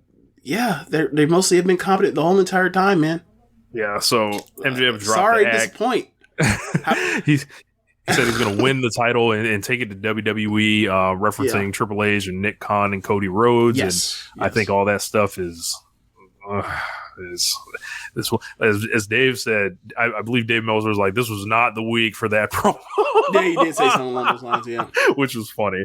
But and he talked about the what was it? It rhymed, but he was talking about like 2024. Obviously, he's saying about that's when his contract ends. But it was in rhyme. I can't remember what it was. Right. So they announced the Tournament of Champions. They had for me, it felt kind of tipped off, like it was going to be Mox and MJF at the end. Or that'll be the thing. So we'll see if that's where it leads. But after that, we had the trios match as we talked about before. Then we had we had Jose the Assistant was informing Preston Vance that Andrade wants Vance to come work for him. Dark Order declined, but Andrade handed Vance a new crutch. A lot of people think that this could be like getting Hangman into it with like Roosh and Andrade. So that would be pretty fun. I would love to see them wrestle, or him wrestle either one of them. Had a title match or eliminator match with Toni Storm and Penelope Ford. Weird finish, I believe, on this one, if I remember right. But this was. Oh okay. yeah. She went for she did one of those stalling Dolph Ziggler-esque DDTs, and like she didn't rotate enough. She didn't like rotate like close enough to the ground, so it looked weird. It looked like. It didn't look like a DDT. It looked as if like more like a slam from Penelope, but like you watch enough Toni Storm, you're getting hella tornado or elevated DDTs. So that was a finish, but it was awkward looking. Yeah. So we had the tournament champions. It was Darby and Sammy on one portion, and then they announced Hangman and Danielson for that show, and then Jericho and Moxley had buys. So the Acclaim came out with Billy Gunn, and they were immediately cut off by Swerve, so that Max wasn't able to rap. Swerve came out by himself. He said the idea of those guys as the tag team champions is a joke, and they built up their rematch for Grand Slam. So a lot of people think the belts are changing hands here. It could happen. It could happen. I think it'd be a mistake. Do tell. Oh, well, once you get the belts, who are they feuding with after that? The Ass Boys? The Ass Boys. Now, think of the matches you've seen with Swerve and Lee as tag team champions. Now think of what another Ass Boys versus versus the Acclaim match will look like. I'll say this. I think there are a lot of people that had no idea what they watched at the pay-per-view. And the evidence of that is asking the wrestlers about audibling during the match. Good point. They have no idea what they watched, and it would be, you can do whatever you want with Swerve and Lee. They're going to be great as a tag team. They'll be great as singles. True. The Acclaimed, I feel like one day should win the championships. I agree. I feel like they should be made to come back, to get back to them, much like we were talking about, like the story of, even before like that press conference, their part of the press conference, the far less controversial part of the press conference, where Tony Khan basically in front of them said, like, it should be a rematch. Like, I thought after the match, like, okay, send them on a journey to level up and then come back and take the belts off of Swerve in your glory, Swerve in our glory, if you will. That's perfectly fine. But coming right back to it immediately is like, and also like people, the thing is like, they're in New York, blah, blah, blah, blah. It's like, okay, bro. And then what? The ass boys. Like, yeah, I think they're no gonna thanks, win, but no thanks for me. I'm not privy to anything. Obviously, you know, I'll make my I'll be transparent. I am not, like, I don't ask for heads up or to be tipped off or anything. I didn't know when they were winning the belts. So, you know, I think Caster is probably going to have like the mother of all his raps on the Grand Slam show. He had been cutting them off every week, and people really want him to get into it. So I'm sure he'll have something prepared. But I think they're changing the belts. I don't think they should. But they've backed themselves into this corner now. There's no reason they had to book this now. They could have like still like drawn with this later on as well. But I don't know about it is to what the it is. corner, because it's like you can always beat them, and what are they gonna do? Like, what are they gonna do? They're gonna, like, because you know, there's always a part where like Lee and Swerve haven't officially turned heel yet, so like you could have them like cheat to keep the title, and that still protects the Acclaim for them to come back in, you know, Revolution or some shit like that, right? Or, you know, February, whatever you want to call it. So that's not the worst thing in the world, but it's like, all right, like, bro, would you rather want to see like the Young Bucks versus the Acclaimed, or the Young Bucks versus Swerve in Our Glory? Would you rather see FTR versus Swerve in Our Glory, or FTR versus the Acclaim? Would you rather? We already saw a Lucha Bros match. Like they gave them like 12 minutes and had to just to hold them under 4.5 stars. Imagine that match that went 5 more fucking minutes. Like, I'm sorry, like the Acclaimed, especially like given the time where we are now with the division, like they're a good number 2 babyface tag team, or maybe even number 3 babyface tag team in that division. And that doesn't mean like they shouldn't win. They should win eventually, but like the timing isn't right for them right now, especially because all the stuff you can still do with Swerve and Lee. Because like once they lose the titles, what is Swerve and Lee gonna do? They've proven too valuable to not put them on TV. Yeah, I'm going to predict them retaining the championships, and I don't think people will be happy, but they're gonna have to learn how to live with that one. They'll probably when they do it, they'll probably be turning heel. So then eventually, like, they can finally, you know, because think about it, right? They do a Young Bucks match. Who's going to be the person? Who's going to be the team? Who's going to be the face team? Swerve in Our Glory versus Young Bucks. Who's going to be the face team? I guess the Bucks will be the baby faces. FTR versus Swerve in Our Glory. Who's going to be the baby face team? FTR. I would say FTR. So since they're already like, you know, showing heel tendencies, officially do it and screw over the baby faces there or whatever else, and then they can come back in a year, or not a year, but come back in a few months and possibly win it. But it's like, nah, man, I'm sorry. Like, they just beat the Lucha Bros in less than 20 minutes. Like, I'm sorry. Like, I don't want to. There's no world I ever want to see the Acclaim beat the Lucha Bros in that. Nah, no, that don't sound fucking ridiculous to you. Yeah, I understand they're over. I don't mean it that way. They're very over. But they are very over. But I don't think it's like they're going to be like the tag team for the next 5 years. I just don't. I don't see it. Like, maybe if Caster was a lot better, I could see it, because Bowens is good enough to make it happen. But like, I think Caster's so far behind him that it's like it's gonna be a carry job. And like, it will get old eventually. Yeah. Should be probably the if you take the world title out of the mix, and I feel like the world title's kind of tipped off. This is like the match I think a lot of people were looking forward to. So Jericho says that he did what Ponce de Leon could not. He found the fountain of youth. I fucking love this guy. He said he's going to win the championship back because no one can take his locker room away from him. Feels like he's kind of speaking in code there. Yes, that's exactly what that was. Moxley and Jericho all show was talking in code. Yep. So like, you idiots sitting at home, you will not fuck this up for us. We are not working for Vince. We are not working for Triple H / Vince McMahon on the tuck. We're not doing that. Yeah, Chris Jericho knows like, there is no future in front. Like, so Sammy then said he was going to beat Darby in the tournament. We had Wardlow and Tony Nese. I would have liked to see something here, but Wardlow just beat the shit out of him. Killed him basically, and he got pulled out by Josh Woods. Wardlow said he's going to remind everybody why he's the champion. He hears everybody talking. The War Dogs fell off. He's cold. He's all this other stuff, and it's like, why even admit this? Like, why even say this? I thought that, and then my response was, well, if you're going to say that, then you better be able to answer with something like a hot program, and like Josh Briggs is not it. And yeah. After that, we had Hangman Page versus Bryan Danielson, and I was back into the show at this point. I saw Hangman come out, kind of got a weird reaction. Page is kind of like in no man's land, I think, right now.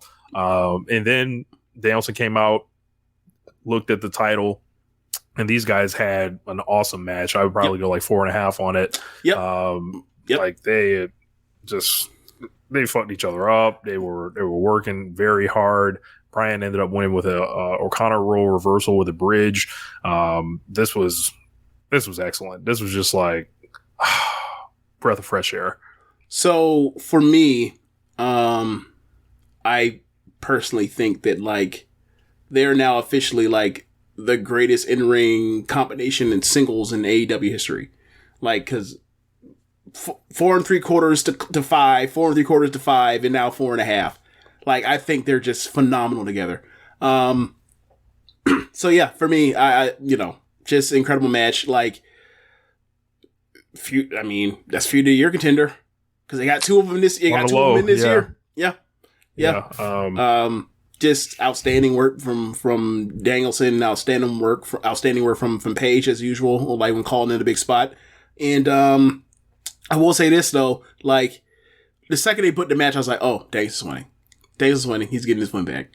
No knock against it because you always do more. As Black Sabre Jr. saying, like, now they got to do an Osaka Joe Hall for 2 to 3 falls. But because they're 1-1-1 now. But yeah, I just I thought that it was a great match, and like, with the trios match, also on the card, I thought it was just like killer show, just a killer show. Yeah, like just the vibes were incredible on this night. So we had a vignette for Jungle Boy, said that Christian has to get surgery, but when he comes back, he's gonna take years off his life. So he said he carried Luchasaurus for several years. I feel like an anchor's been lifted off of him. After that, we got Stokely on the stage with his group. They basically told him like, hey man, we short, we gotta cut this shit off. And then they beat the fuck out of some stagehand. All the goons there with them. And then we got the ROH Pure Championship in the main event. Wheeler Yuta defending against Daniel Garcia. And this thing, like Daniel Garcia comes out with West Side Gun. And for the city of Buffalo, and as far as like people talk about moments in pro wrestling and things like that, this felt so Buffalo that like that. I imagine if I was someone from Buffalo, I would be very happy. That my city was represented with my wrestler there, with our big rap artist there. And I thought it was a really cool embrace because like West Side Gun's kind of been like wanting to be embraced, to say it in light terms, by AEW. He's shown up in NXT before and sat front row and talked and stuff like that. But this really felt like really dope when I was watching. I was like, oh, this feels big time. Yeah. And he got to rap about crack on television, James. Yeah, there's that too. This whole fucking album is about crack. okay, little flip. So yeah, I thought it was cool. I'm not, I don't really listen to I don't really listen to West Side Gun and them, but I get it to a certain extent. So I thought it was cool that they brought out West Side Gun to do that with Dan Garcia. As far as the match, getting to the match, like I thought it was another great Garcia Yuta match, and I think I like their Ring of Honor pay-per-view match from Definition of Honor more. Same, but this match is still great nonetheless, and just a great show, man. Just really great show. And Garcia wins in front of his hometown, and you gotta keep in mind, ever since Rampage started up, this dude has been in so many main events and all that kind of stuff, and even at times I was like, yo, I understand the point of doing this to make new stars, blah, blah, blah, blah, blah.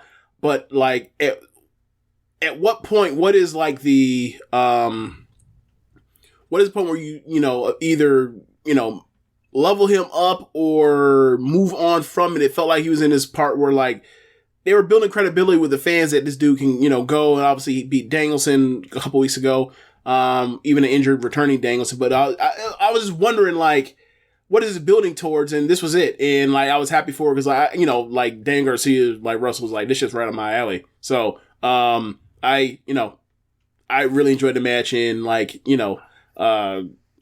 they can do 1 million Garcia and Yuta matches. 1 million. They were looking to the future on this. Yeah. It is very much 2020, early 2020, we were seeing Darby and Guevara. It felt like that, where it's these people, they're going to have 1 million matches in over the next, 5 years, whatever else. And you're in on the first couple of them. Yeah. These guys are already career rivals. I would say they're going to keep going for years and years with it, which is really cool. But as far as the undertone of the show was all right, we're going to invest back into the company, and it's looking towards the future, which is I think a big thing with it is, with a lot of fans yo, I want to see the next people, who's the rises of these people who haven't had their story told. So this was really cool to see them in that spot. So but moving on further from that, Wheeler Yuta drops the title, he kind of playing subtle heel in this match, which is cool. And then at the end, Bryan Danielson strapped the belt around Daniel Garcia's waist, had it all kind of cocked to the side and shit. So it was kind of funny, but Jericho was pissed when he was looking at that. So and Danielson was happy because that's the only reason why he really did it, was to piss off Jericho. Yep. Or seemingly, because he had the biggest shit in the ring. Look how mad I got this fucker. Yep. So that led to Rampage, which had Yuta-kun. Could you imagine? Led to Rampage, which opened up with Sammy Guevara and Darby Allin on it. Now they didn't have a match to their normal level. They still had a really good match, but Sammy ended up getting a win after some interference. They did a condensed version of their normal matches. Yeah, they did a condensed watered down version of the normal matches where they didn't take nearly the same amount of risk. And I was watching it, and I was, okay, this is they're Guevara's winning. They're doing the whole part of they're trying to get him heat as opposed to trying to have a killer match. I was okay, cool, but I wanted the killer match, so I was disappointed. But it was a good match. Very good match. I think I stopped short of that, but whatever. And I forgot which one it was, whether it was Anna or it was Ty that ran interference on the ref, and then I think Anna ran interference on the ref, and then Ty came in and kicked Darby in the dick. No, I know I'm confusing. They did the rain distraction whatever in that match, and they then used that also in the Moxley match next week. But yeah, Guevara won, and then Guevara I guess, was it the Road 2 show? Yes. the Road to show, he talked about, he said some stuff about Dave Meltzer and not getting 5 stars and whatever, and friends and getting stars and whatever else, and then talked about how he's going to win the AEW World Title, which I thought was fucking hilarious. I was knee deep in the agenda at this point. You know, man, that was a real loser. That was a real loser. There wasn't a chance in fuck. So yeah, man. So what was after that? So we had Smart Mark and Josh Woods. They confronted Samoa Joe, so they were setting up a match for the following week, or the match will happen tonight, or that same the following week. So we had Madison Rayne and Serena Deeb. This was terrible. Coach Madison Rayne strikes out again. And this was so slow. This was it was so slow that I thought DJ Screw should have been at the top, like DJ Pretty Dragon at Stardom and Showcase. Yes, wake him up from the dead and pull him out for this match. I'm so tired of this. This is horrible. I'm not. It was not good at all. Serena won. Oh, you thought you would pause to have me add something? I have nothing to add. Indeed. So they showed Jade backstage. She was talking shit like normal. They have nothing. they have no evolution on what they have. They're stuck in water. I don't know if it's until Red Velvet comes back or what, but they're just stuck in a holding pattern. Lexi's with Hobbs. She asked him about his surprising victory, which he took exception to. He did not find it surprising at all, nor did the people who watched and saw him win in mere minutes in a one-sided squash, essentially. And he said he's going to show the world the Book of Hobbs. Then we got Claudio Castagnoli versus Dax Harwood. This was okay. It's pretty good. Yeah, I thought I figured they would have had a better match than this. I thought they could have done better, but I guess it's a late night. They gave him plenty of time. Dax's one-man mission to finish 8th in Wrestling Observer's Most Outstanding continues for having his nice little 3.5-star match, whatever. And where were you actually put him? Honorable mention. No, so outside the top 10. Yes, for sure. I mean, that's kind of where I put him too. Yeah. But I think a lot of people think he's going to do so particularly well because he's on American television, but it's nah, man. 3 people from Stardom finished in the top 10 last year. Let me tell you what's going to happen again this fucking year. You've got a lot. You've got AEW candidates in front of them. New Japan candidates. You got New Japan candidates. You might sneak a WWE candidate on there at this point. Somebody's going to get Seth Rollins hella votes. It's going to happen. He will be honorable mention. Honorable mention. You're hearing it here first. But yeah, this was it was cool. No, I meant honorable mention, I meant Seth will get honorable mention. So there'll be people taking so from that pot of people that actually vote for him, there's gonna be a lot of people taking from him. So I think Dax. And quite frankly, the things that hold him up for most outstanding is his fucking tag team match. It was no, that dude's not he has no chance of finishing top 5. None. He finishes top 5. Your best matches were top 5. Where did Kenny Omega finish in 2020? He won in 2020. Yes. Okay.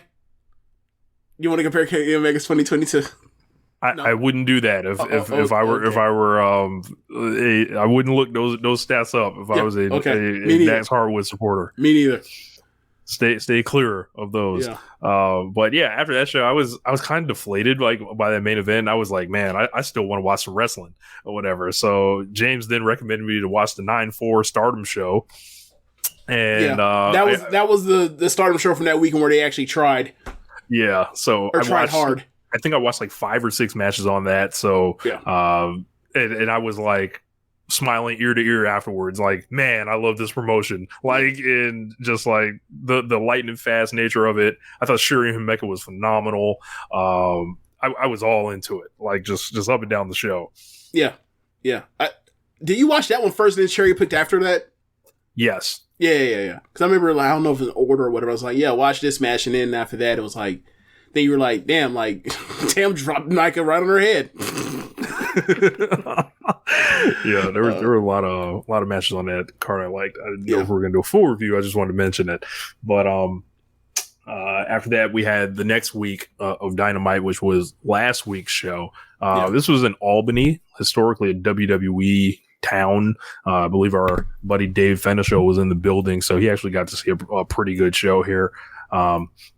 So we began with Jon Moxley versus Sammy Guevara. I was all fired up. I was ready to go for this one. This was an excellent match. I would probably go 4 stars on it. Were you watching on a feed? They didn't have commercial breaks? No, I had commercial breaks. Huh. Okay. Yeah. But all throughout those commercial breaks, Moxley was like laid out on the announce table, and Sammy was like mounting him with punches and stuff. And besides that, I think Sammy really needed this as far as like his own credibility in the company, and just reminding people what he does well, because a lot of people come out here and lie about this guy like he's not like real in the ring. And I thought this was a good match for him to have here, and Mox like looked strong as ever in this one. So he faked a nap during a chop battle, which is pretty funny. They did a lot of good near falls. Did a Spanish fly. There were a lot of good spots here. You thought Tay and Anna Jay were gonna fuck them, and they did some good near falls there. It was funny, like not for one single solitary second did I think that like, oh my god, he beat Jon Moxley. Who has Jon Moxley been pinned by in this company? CM Punk, Kenny Omega, via cheating, and who else? Bucks. The Bucks. I think that's it. Yeah, I think that's it. Yeah, that's close to it. Like I was, so for me, I was like, I'm not buying it. But the crowd popped one out, and I laughed at the crowd. I was like, y'all really? Are y'all new here? But whatever. But yeah, the crowd really liked the near falls at the end. But yeah, I thought it was a very good match. I was short of calling it great, but I thought it was a very good match. After that, we had Excalibur saying MJF was causing a scene. He demanded a mic.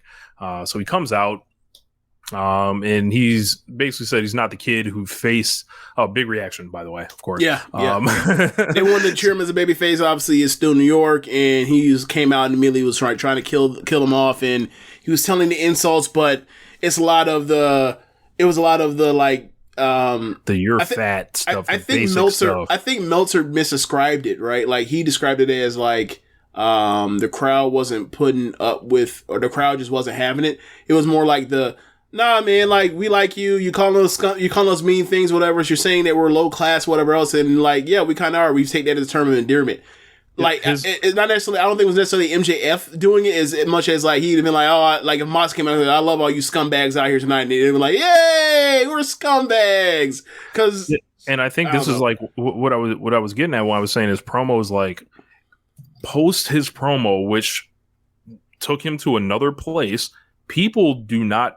Like, I don't think they're reacting well to his normal standard MJF like heel stuff, like the you're fat stuff. Like it feels like he's more important than that, but it's like he's opened up this can of worms and he's getting these reactions, and I don't know if it's a good or bad thing, because if it's me, I don't cast the promotion as the heel promotion that someone gets to rebel against. That's a heel because it's just gonna fuck a lot of things up.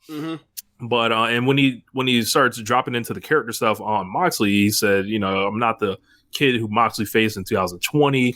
He's not playing a character. Moxley is, and he's a joke. MJF said Moxley built a good character, and they buy it, but he doesn't. He knows Moxley's the same scared little boy and will drown in his troubles and alcohol like a drunk. Yeah, he basically said about from the stuff from his book, from Moxley's book, about how like he some kids beat his ass and took his bike one time. Yep. He warned Chris Jericho and Danielson, saying, that bad things happen when they get in MJF's way, so stay away from him. He said when he came back from rehab, he beat his demons and he commends him for that. But if he doesn't tread lightly, he'll be the demon that Moxley can't beat. No. It just feels the demon that you can't slay, you cannot slay. Yeah, because people made jokes about like the memed up the you can't slay thing into MJF talking about slaying, and I thought it was fucking hilarious. So yeah, it was specifically you can't slay. Yeah, this just all felt like a step down. Like, it was lazy. Him. It was common denominator stuff. Well, the same dribble that we heard when they had McIntyre go out there and talk about Roman's cancer, say he's tougher than Roman's cancer. It's like, get fucked, bro. Like, I understand what you're trying to do, but I have no interest in it whatsoever. Like, and it brought like the reactions down. Like, and the thing is, he's getting the reactions by being this like anti guy. So it's weird. It's like, damn, does he like slip back into doing this, like this shtick stuff that I feel like is just like one note and flat kind of him. And it's like, he almost needs to evolve again. It's, it's not his fault. His storyline got blown up and now everything he has to kind of pivot to with Moxley, it don't quite hit the way it would against someone else. But, and he brought out Stokely Hathaway. Full Gear's in Jersey, right? Yes. Okay. MJF brought out Stokely Hathaway, and he said this has been his best friend since he was 19 years old. He said that Stokely said that he couldn't quit AEW. You'd be giving the fans what they want.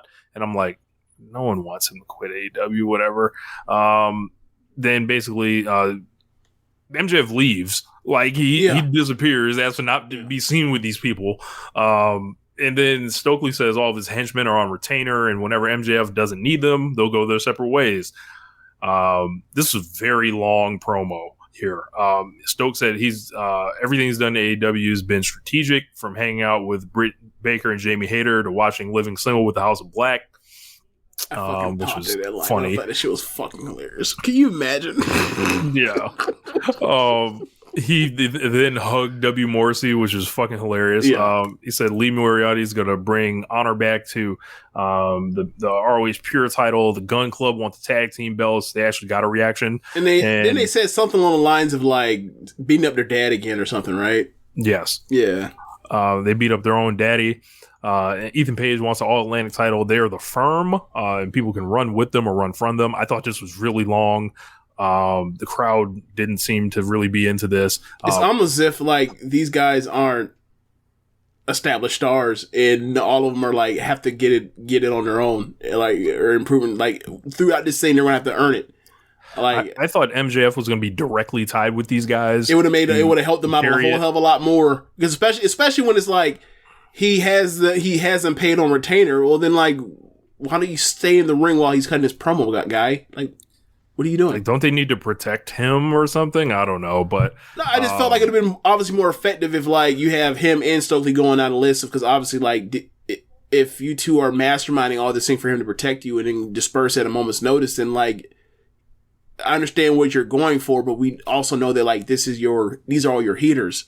Like you not being there doesn't help get them over or you over.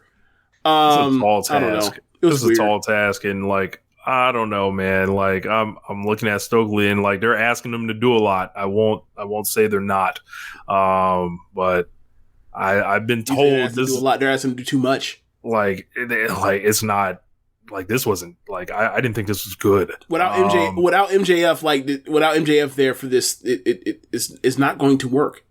Yeah, and I don't know. Like obviously because like he's gonna win the title, and then all you know it's gonna be them protecting the title for him for like a year or some shit like that. Yeah, I don't know, man. Not seeing it here. So hopefully they can win me over, but yeah, not seeing it. We had Jungle Boy and Jay Lethal, and this was just a match. This was just all right. It was pretty good.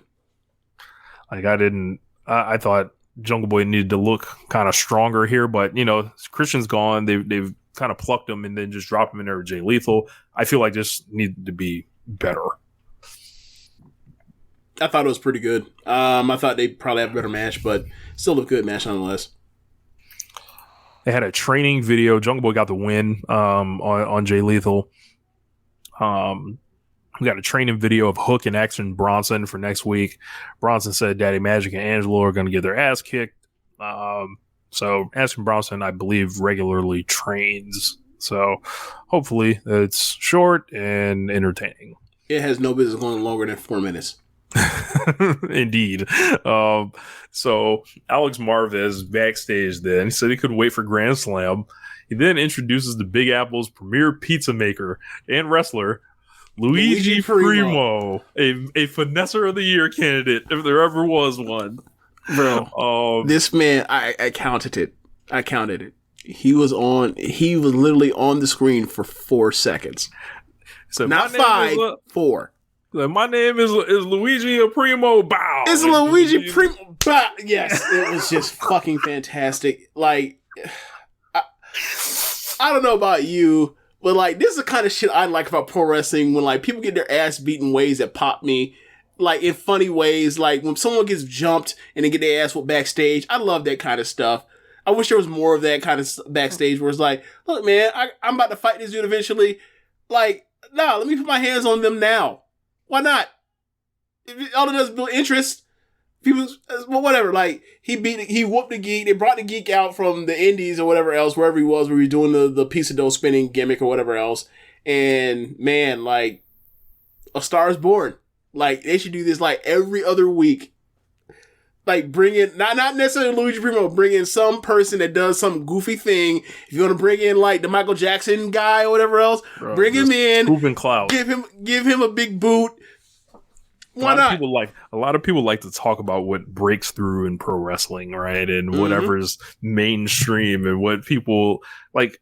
The people that don't watch wrestling are texting us about the Luigi Primo stuff. Yeah. Like, this goofy thing broke through, like, and those people know who the fuck this guy is, right? Because it's fucking hilarious. Like, why is this fucking guy with a pizza in his hand is on his wrestling show, and he just literally was on here saying his name, and then like was immediately like sent to the Shadow Realm. But before that, I mean, like, the reason why he even got to come on the show, people like to talk about like was mainstream, like, right, acceptance and stuff like this. It's the stupid stuff, yes, like it is. The Luigi Primo stuff, yep. like 5 years ago, 6 years ago, it would have been like, Joey Ryan's doing the dick spot before we found out, Joey Ryan's a piece of shit. But you get my point. Like, it'd be like, who the fuck is this person out here like bumping on Legos, stuff like that. It's never, the actual best wrestlers in the world that like get people to watch. Like, it's just fucking weird, bro. It's weird. Like, the best wrestlers are like the best promos. Like, Eddie Kingston has been like that level of promo for however many years, right? There's not one NWA promo I saw from Eddie Kingston that broke through. It just, he's on this platform now and he's great now. Not to knock against him, but like, it's always weird things that go viral, and like, accept that, and like, if you want to put that on or whatever else, like, they put it on for 4 seconds to pop you as someone that would see that crazy thing that you saw on TikTok or on Twitter, and that's the end of it. And it's you got to probably put on stage and thrown off and discarded in like 10 seconds, or actually less than seconds, 4 seconds. So like, I don't know what the point of hating it for, because like, if you were somebody that hates that kind of wrestling, they presented him and beat his ass and fought in 4 seconds. You should love this. Send all the crazy, send every single DDT ass motherfucker over here and get and all the dudes from Pheromone. Send every single one of them in their Speedos when they're doing their rapey thing, and have people demolish them in seconds. Why not? I find that to be funny. It was pretty funny. And if you were an AEW wrestler, like, getting upset at this, which, you saw people on Twitter just like boo-hooing that Luigi Primo got on TV, get over. How about that? Like, or do you want his slot? You want his slot? If not, show up and get booted in the face. Shut the fuck up. TV time is not that sacred. They be out here, oh my god, someone came out here and got fucking embarrassed like an all-time geek. Come on now. Oh man. Yeah, Frankie has it right. He gets wrestling, all of wrestling, moreover. So they showed a Darby Allin video with his work from Nitro Circus, backflipping a tricycle like an insane person. Yeah. Matt Hardy puts him over, called him one of his greatest rivals, challenged Darby to a match, mentioned his brother. So it feels like Jeff may be on his way back soon. Has it been 12 weeks? I will have to count. Hobbs basically squashed some dude named Matt DiMartino, spine buster, and basically he came up with his mouth busted off a spine buster. Like, bro, how unlucky are you? Yeah. So Hobbs got on the mic, said it only took him 4 minutes to beat Ricky at All Out. It's time for a new chapter in the book of Hobbs. Ricky Starks comes through the crowd. Crowd's like giving him the "we want Ricky's," like they're trying to will it into existence there.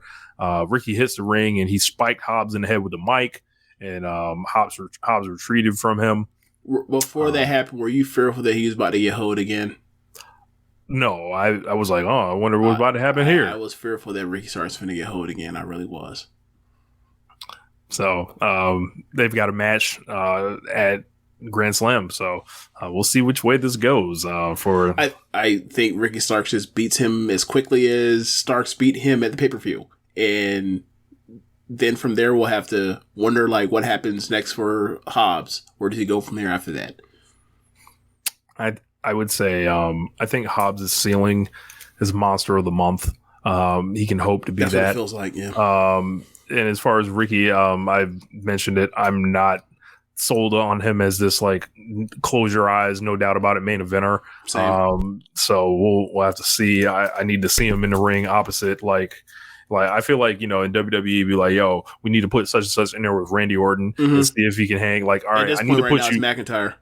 Right. I need to put this person across the ring from Kenny Omega and see if like I buy it at all. You at a main event level, like, and the answer is to be seen. I'm not saying he can't do it, but I think right now he's a nice 10-minute TV wrestler. So we'll see about anything else. So I think jumping out there and crowning him prematurely is a bit much. I think that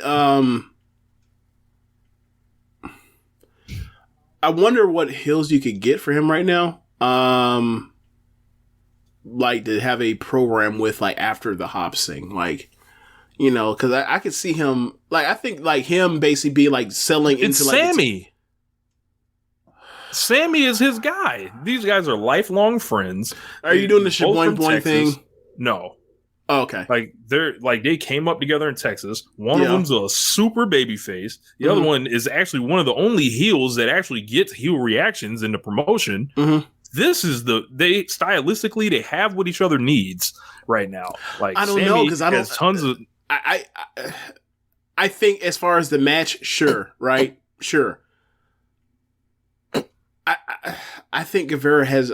I think he has like. It feels like he has. He feels soulless when he talks on the mic, and that can change. But it feels like it's like I say like these sophomore type of things. I'll beat your ass and then I'll move on, and that's all he really has as far as like what material in front of a live crowd, a live mic. But if he, obviously you mentioned the Ricky Starks connection, maybe he has more material in terms of that to play with. But I was going to say, it's like, as far as Starks, I would settle him in and like put him in someone that's like in the TNT title division. Obviously he can't, or he probably shouldn't pursue it vocally right now with Wardlow there. But like once it gets back on the hill, the next babyface to come up for it should probably be Starks. Right. After that, we had Swerve in Our Glory against the Lucha Brothers. This was like a 7-minute match. This is awesome. This featured a Canadian Destroyer to Keith Lee, Spanish Fly over the top. Tons of just like after like when this came back from break, it was like, yo, we have X amount of time to like to score as many points as we can. And it was like, when you're doing like that shooting game in the arcade, and then like the last 10 seconds like is worth like 3 points each shot, and it's like flashing and it counts for more. That's what it was like when this match came back from break. Match is great. I gave 4 1/4. How long did it go? You said? I think it only went 7-12. I think I went 4 on it. I thought the match was incredible. It felt like more than 4 minutes or more than 7 minutes, but I thought the match was incredible. And like, I watched the match. I was like, why didn't this go 10 more minutes? And yeah, you know, I want to see them wrestle again. I do.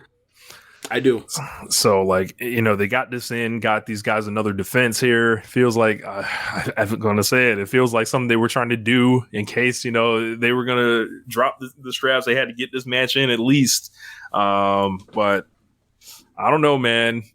That one's up in the air. Very unpredictable. I don't know which way it's going. And I don't know. I don't know how you see those four do that kind of damage in 7 minutes and be like, oh yeah, it's time to put it on the team that, like, with one guy that's really good and the other one is not.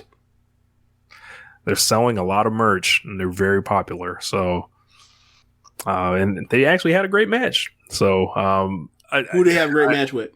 They had a great match with Swerve and Lee. Who they had a great match with besides them? They had a pretty good match with the Young Bucks. Which is, you know... Think about what that sounds like when you say some shit like that. The greatest tag team in history, yeah. Yes. You know? All right. Be careful what you wish for. You just might get it. Had a good match with the Ass Boys. I like the dumpster match. But, you know, it's a gimmick match or whatever. Exactly.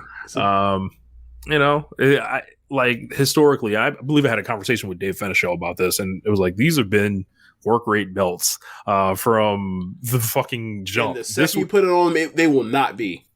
Like, this would be a departure from that, from the history of these belts. And is it the worst thing in the world? No, because like, especially now when you have the trios, or Death Triangle with the trios belts to, like, take care of all that shit. Like, right. if whatever else, but it will be a clear, like, line in the sand of, like, we went from these guys to this.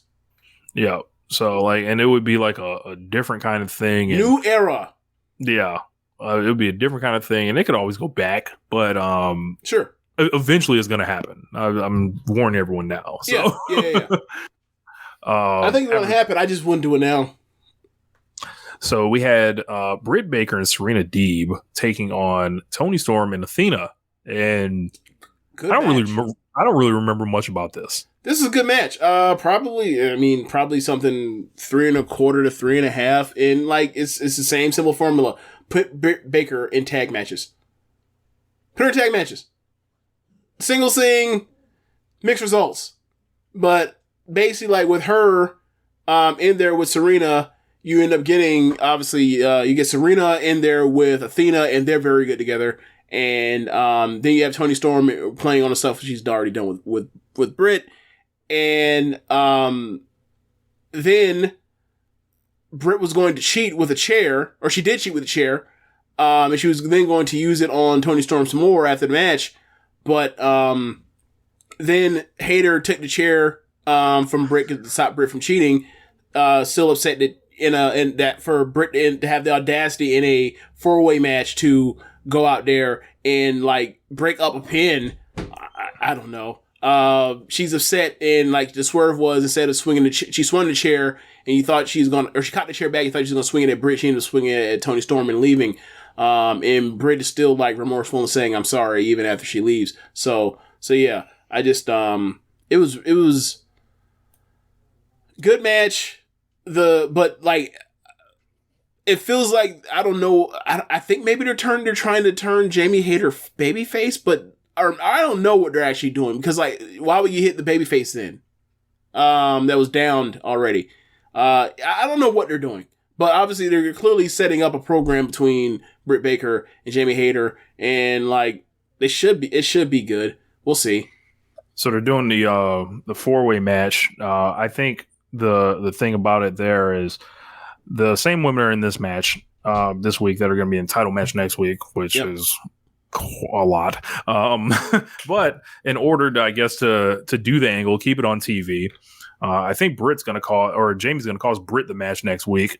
That's what I figured. The belt still on Toni Storm, who then wants to make sure she gets back at this person who hit her with the chair, and Jamie Hayter, and then they'll do Hayter and Toni Storm. Right. Which will then lead to what happening at the end of that match. Britt fucking Jamie Hayter. Right. And then, right, exactly. You know, It's on. So, Black So Sabre like, Jr. so they will continue like this road of like the champion. It's not the most important thing. It's not the most important thing around the title picture. It'll be like we're doing all this to benefit Britt, and then like after that, then like what does Toni Storm do?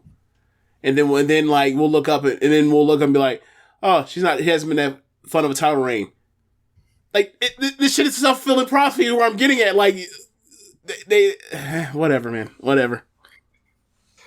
Black Sabre Jr. says AEW's found a good thing with the formula, the tag and women's matches lately, especially putting them with top level wrestlers in that division in said matches. Hopefully, with Omegaism still thriving, I pray to Lord Taichi that they keep it up. Pray to Lord Taichi. So maybe they bring back Hikaru Shida for Toni Storm. Then I would love to see it. After that, we had Serena Deeb, since she's back now. Yeah, she's there. So we got after that, it was Bryan Danielson and Chris Jericho in that semifinal there, and this was another great match, man. Excellent, way better than their pay-per-view match. Let's pretend that never happened.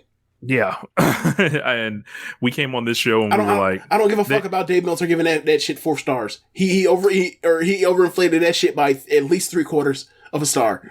Yeah, he was tripping on that. But this one, I believe it got 4.5, if I'm not mistaken. That's what I gave it.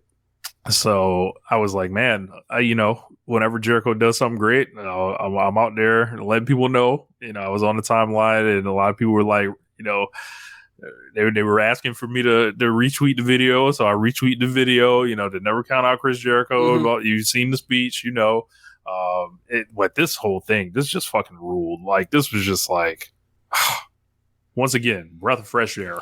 Great big selling, matches, like quick pace where I thought like, I don't think they can sustain it. Right, like that's the kind of pace they're moving at as far as they're striking in the ring, and then you have Danielson going to work on Jericho's arm, and then eventually, like, they do a spot where, like, they tease a vertical suplex from over the rope, or in between the ropes. Like, Jericho's going to suplex Danielson out of the ring, and then Danielson goes down, lands on it, takes the fall, and then he sells his foot, and, like, he takes off his shoe because he, to sell, like, a broken ankle, and then Jericho goes, after medical person looks at the thing, like, Jericho's like, fuck that, like, move out the way, I'm going back to work, you haven't awarded me the match, I'm going to kick his ass until you award me the match. Get the Bret Hart figure fourth with the ring post. Then you get, like, I thought this was brilliant, to be quite honest with you, like, borderline brilliant, whatever, like, bad ankle, bad foot. He slaps on the figure 4 with, like, the top leg being the one with the bad foot. And then, like, with his off leg, he keeps chopping down over the foot. Mm-hmm. And I was like, oh, God, this is fucking genius. And I loved it. And, like, then he was doing a heel hook, spinning toe hold. Yeah. Like Dory Funk Jr. Yep. Slow, too. And then at some point, like, Jericho, like, does to mock Danielson, does like the hammer and anvil elbows, and like Danielson is facing towards the belt, and like Danielson starts no selling and stands up as it's happening, and then they zoom out and show like the spot of like Danielson isn't like just no selling, like he caught eye of the belt and was like, I'm not fucking going down this way. And yeah, like there's also a spot where like they basically fight to double down, and then, they start fighting towards the finish, or what's about to be the finish. Like, Jericho hits a code breaker that sends Danielson into the corner. Danielson fires and follows through with a bicycle knee. Yeah, man, just match is great. And then at the end, Danielson, after working that arm earlier, gets out of something and slaps on another label lock, and then Jericho. Like, I think Jericho's better than anyone I've ever seen, like, selling a big tap out. He did the big sell, and he's close enough to where you think he could possibly still just, still reach it, but, like, he just gives up at the end. It was a great match. It was a great match. Another clean job putting someone over right in the middle, Chris Jericho. I thought he doesn't do that. Get the fuck out of here, man. I did not catch Rampage, but neither did I. Yeah, I was like, no, I'm not. Same. I was working on some music that night, and I was like, didn't watch it. I was like, I'm okay. I'm gonna push this down the road, and I saw that card and I was like, oh, you guys still aren't trying. Okay, I'll get to it when I get to it. Yeah, and then I never got to it. It's just taking up space. 2.5 gigs, man. I think. Yeah, man. I don't know about you. I think that's all I have. But I don't know if there's anything else. Last weekend there was not this weekend, the week before there was Stardom pay-per-view, but we had the 10-year show. So I can review that real quick. Well, James, hit the music.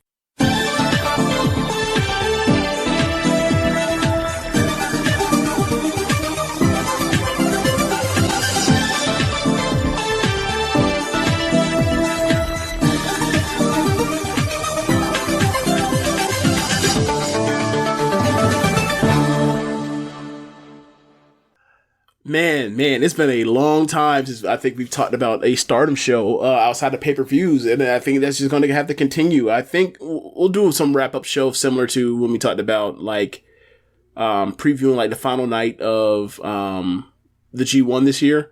Well, I'll recap and talk about my favorite matches, blah blah blah. But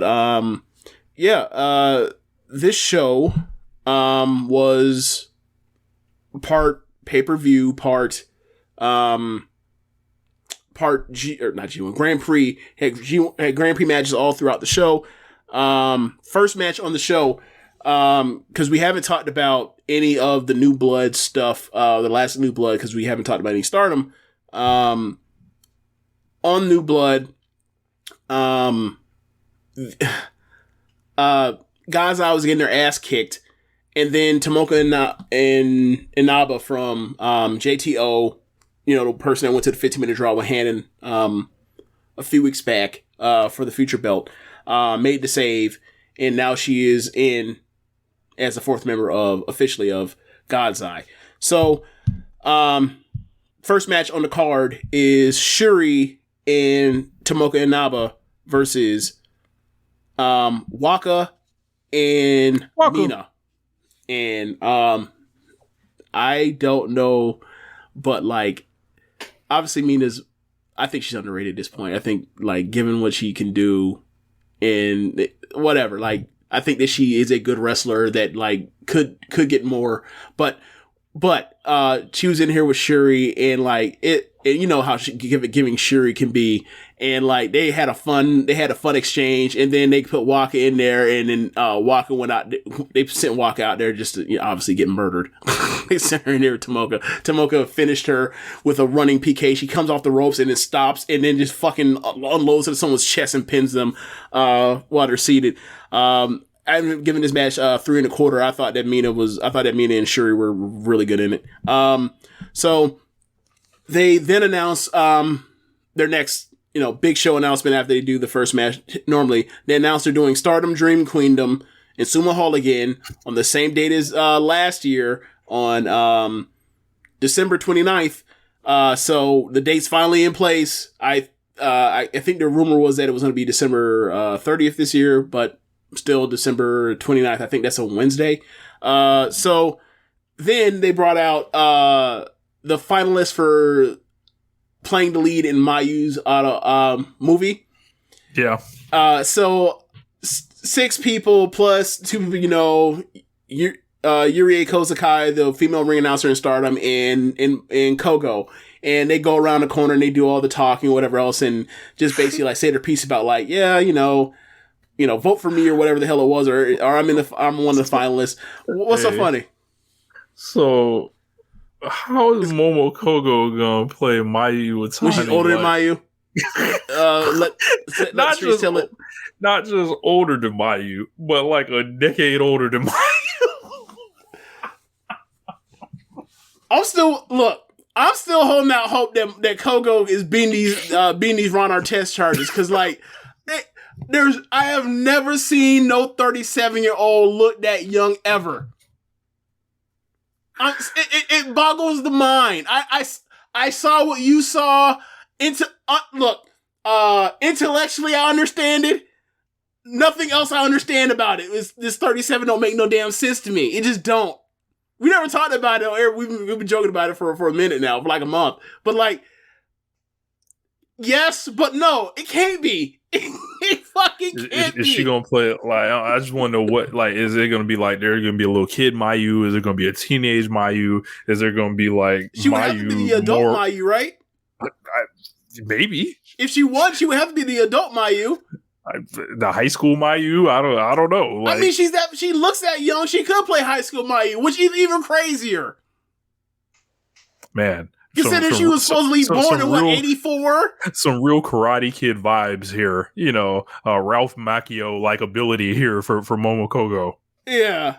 But anyway, moving on. You get Cobra Kai season 5, fucking great, by the way. Okay, I haven't watched any of the Cobra Kai stuff. Got it. Ain't no time like the present. They only half-hour episodes. So, you pick back up second match, Unagi versus Risa Sera, and Risa comes out. She has the big entrance with the slow churn music, and she comes out with like the let's say, I don't know, robe. Yeah, robe with like the long train, and she looks like a big deal in the Star and all that kind of stuff. And the out comes Unagi. Unagi normally, when she normally comes out with a weapon, she comes out with a sword. This time she came down with a kendo stick, and she cracked Reese with a kendo stick before the bell rang, and then like the bell rang, and they're outside the ring, and then Unagi cracked her one more time, and then basically Risa said, "I've had enough of this shit with you." She brought her back in the ring. She beat her ass. She got that kendo stick. She cracked Unagi one good damn time, and then she beat her ass a little bit more. And then by the end of it, like Risa just got to the top rope. Rich got to the top rope with Unagi down, and then she jumped off that bitch and landed with a double knee splash and fucking murdered Unagi. I was like, bro, I laughed. It was so painful. I laughed like I don't care if I break her fucking ribs. I don't care if she stopped breathing. I'm gonna kill her because she hit me she had the audacity to hit me with a kendo stick. I'm gonna kill this woman. And bro, when Risa left after she won the match with the double knee stomp or knee drop, whatever you want to call it, double knee drop, she left up the ramp, and she got halfway up the ramp, turned around and fucking smiled like evilly with a shit. I was like, oh my god, what a diabolical person. This was great. Like it was a decent match. I ended up giving it I gave it 3 flat stars, but just like for a super short match, like I get what both of their vibes are. It's plucky underdog. I got enough of your pluck. I'm going to pluck the feathers off of you. Then the next match, you end up getting Himeka versus all cap Saki. Bunch of big boots. And then Saki, I don't know what came to her. She decides to get us on the top rope to hit a move. And Himeka was like, okay, thanks. Stops her at the top, grabs her off the top of the turnbuckle, and hits her running, diving power bomb and finished her. It was like a catching finisher almost. Like, dummy, why would you do that? And it just hurled her and got the win. I ended up giving that match 3 1/4. A lot of people like it less than me, but I really like the match. I like the finish. So then you end up getting to like the business end of the card. You end up getting Kamatani versus Suzu, and they basically like. The first day match with what's the first weekend match with Starlight Kid and Kamatani. Did you see that match, Rich?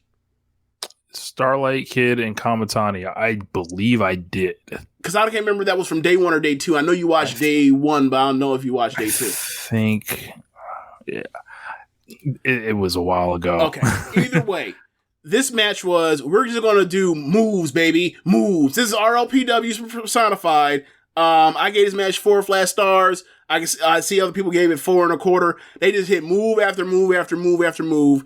And then at the end, Suzu ended up beating beating Kamatani with a German suplex, rolled over and then hit her with another German suplex and bridged and got the pin, which sets up obviously a potential white belt title match between those two, which given what they did here, and if you give them more time, they're only going to have a better match than this. So, like Suzu, like obviously her, because of the COVID thing for the first weekend, caused her to basically have to go like and have all her matches be in the back end, but like she hasn't missed yet.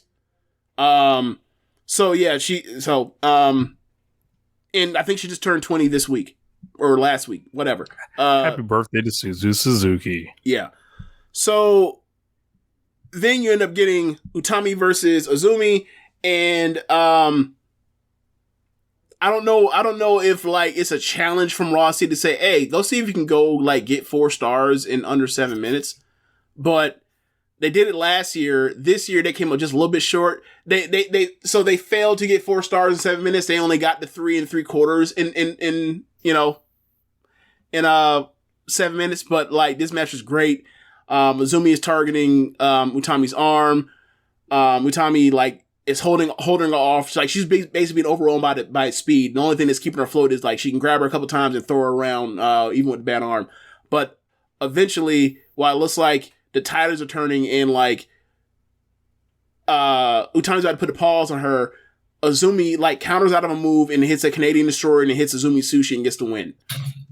So I think look at that. Yeah. So but at that point, Azumi is top of the red block at 12 points.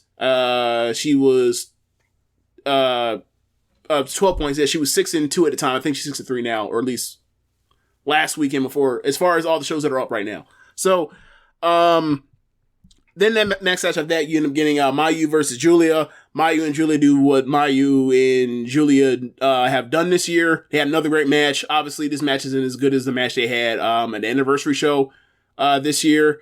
They went 30 minutes on the draw, but it's basically tried to have a 15-minute version of this match where, like, I've seen Mayu do this before, where, like, they basically start the match with a big move, and then they basically just do a last half of the match that would have been the whole match. Like, that was kind of like what happened with Mayu and Momo from the 2019 Grand Prix, where, like, one of them hit, like, a suplex or something, and then it was just on from there. This same thing happened. It was a handshake. Julia hits her with a side toe suplex, and it was just on for the next 15 minutes. And they were just throwing bombs at each other and hitting crazy shit. And at the end, Julia hits a glorious driver with like 5 seconds left, makes a cover, and like the bell rings with like a second left, first draw of the tournament.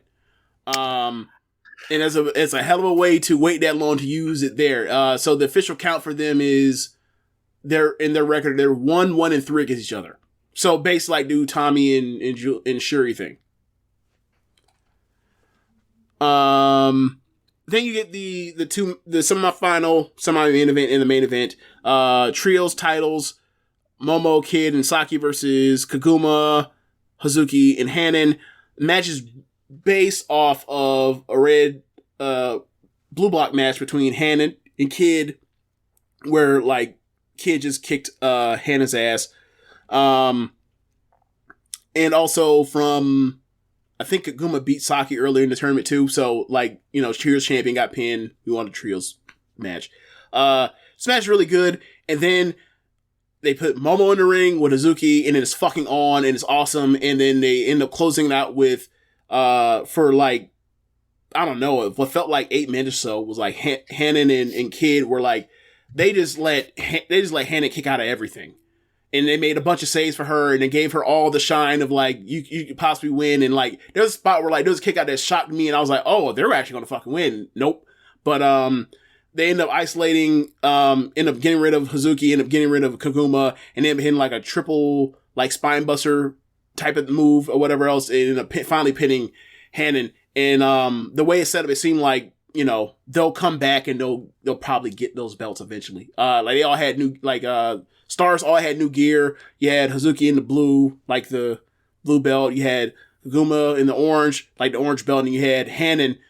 She was wearing a different version, a newer costume, whatever else, but it was cool. So, but I ended up giving that match 4 4 flat. I think a lot of people like it more than I did. I think a lot of people are giving it 4 1/4. And then the main event, Tam and Natsupoi versus Mirai and Ami. Match starts with Mirai and Tam. Oh, actually, before we get to that, this was Mirai and Ami's 3rd shot at these titles. The first one was the draw, I believe. Yeah, the first one was the draw, and then with FWC, and then they had another match on pay-per-view, and it went long, but it was better than the first match. Much better. Like, I thought the first match was just there, but went 30 minutes because it had to go 30 minutes. And then this match, and then the second match was really good. Their second challenge was really good. Ultimately, Mirai got beat. Not Mirai, but Ami got beat. And then this match is different champions, but it's their 3rd challenge in short succession, like in a couple months. And they start off with Mirai and Tam in the ring, and Mirai ends up getting Tam's arm and like goes to work on it and all these sorts of like cool ways. Lots of hammer locks, lots of Kimuras, lots of like countering out of waist locks that are about to be suplexes and like turning it into a submission attempts or whatever else. And then it eventually led to a hot tag for Natsupoi. And Natsupoi, does her thing, gets it, brings the energy, brings the high pace. And then like you start seeing double team moves from both teams, countering double team moves. And then ultimately at the end, you end up with Tam in there with Ami, and like Ami would not go down from the stuff that Tam was throwing at her until like Tam just like starts using knees and then drops her on her head with a violent screwdriver and gets the win. And like, I thought that the match like started with the two biggest stars of each tag team. The tag team spots of like, between them, like showing the like big versus small, power versus, well, some speed, if you just want to count, that's like Tam ain't fast. I thought this was a great story. I thought Tam's selling of the arm was great, and I thought like she was in peril throughout the whole entire match because of how nasty Mirai can be as a technical worker. I thought the match was great. Like, I ended up giving it 4 stars. I heard Meltzer gave it 4 stars too. The way he talked about it, he liked it. It seemed like he liked it more than 4 stars when he talked about it, but whatever. But yeah, this was a B pay-per-view. This was a B pay-per-view, and you got. Are they running too many shows, like pay-per-views? On pay-per-view? Yeah, definitely. I mean, we were calling that from the jump. Remember when they did like 5 pay-per-views in 3 weeks? Yeah. Because they did the March. Think about I'm sorry. They did 3 pay-per-views in 9 days. That's what it was. Some shit like that. Like they did the 2 Sumo Hall shows in March. And then they did like the opening night of Cinderella Tournament the next weekend. Yeah, they're doing too many pay-per-views. Yeah. They've all been quality, but there's still too many shows that they're selling as big matches. Like are they hitting you for 50 each time or not? The cause doesn't matter. Or are they hitting like the pay-per-view audience like every time? I think that like there's no, from what I can tell, like there's been no downtrend of people like laying off buying them. But the thing is like,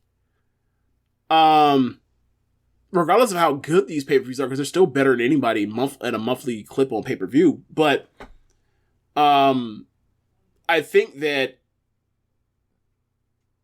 and also, they're doing their slick little deal where it's like, you don't have to buy on pay-per-view, you can just wait 4 days. Right. As we go on our Twitter and, tell you like the finishes are going to happen before they actually reach like, they actually like get out before like, if you're watching on pay-per-view, you get, because of the time difference or how internet work out, like you find out about the finish on Twitter before you can find out like just from watching the actual pay-per-view live. So, yeah, like it's something to talk about, but like the shows are super quality. So for me, it's like I think there's only been one show that I was like, yeah, I probably wish I didn't spend that money on, and that was the Stardom Showcase show. That was it. Everything else, I was like, okay, it's worth it. So the next one's coming, right? The next one is Stardom and Showcase on the 25th. I think I'm gonna have to watch that. Do you ever watch the first one? I haven't. I should probably check that one out too. I need some goofiness. Okay, so yeah, so far from what I can tell, so far you have a Azumi, Mayu, Ram Kaicho, and somebody else, can't remember, but they're in a Falls Count Anywhere match.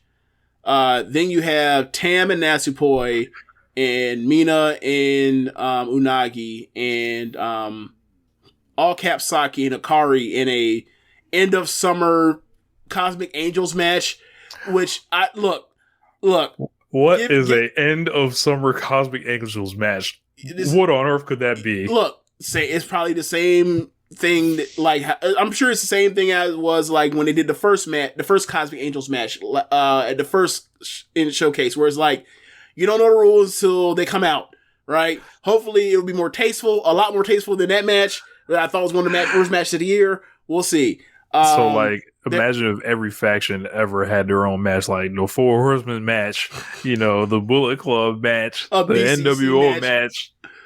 Yes, the BCC match. Yeah. So the Inner Circle match. There are other matches on the card. There is. They just announced this, but like, Yu is back. Remember, she was a Grim Reaper on the first show. Yeah, she was a Grim Reaper she revealed herself to be she was a Grim Reaper on the first Stardom and Showcase match. Yes, she is now back with two other hooded Grim Reapers. And is it Bray Wyatt? Who knows?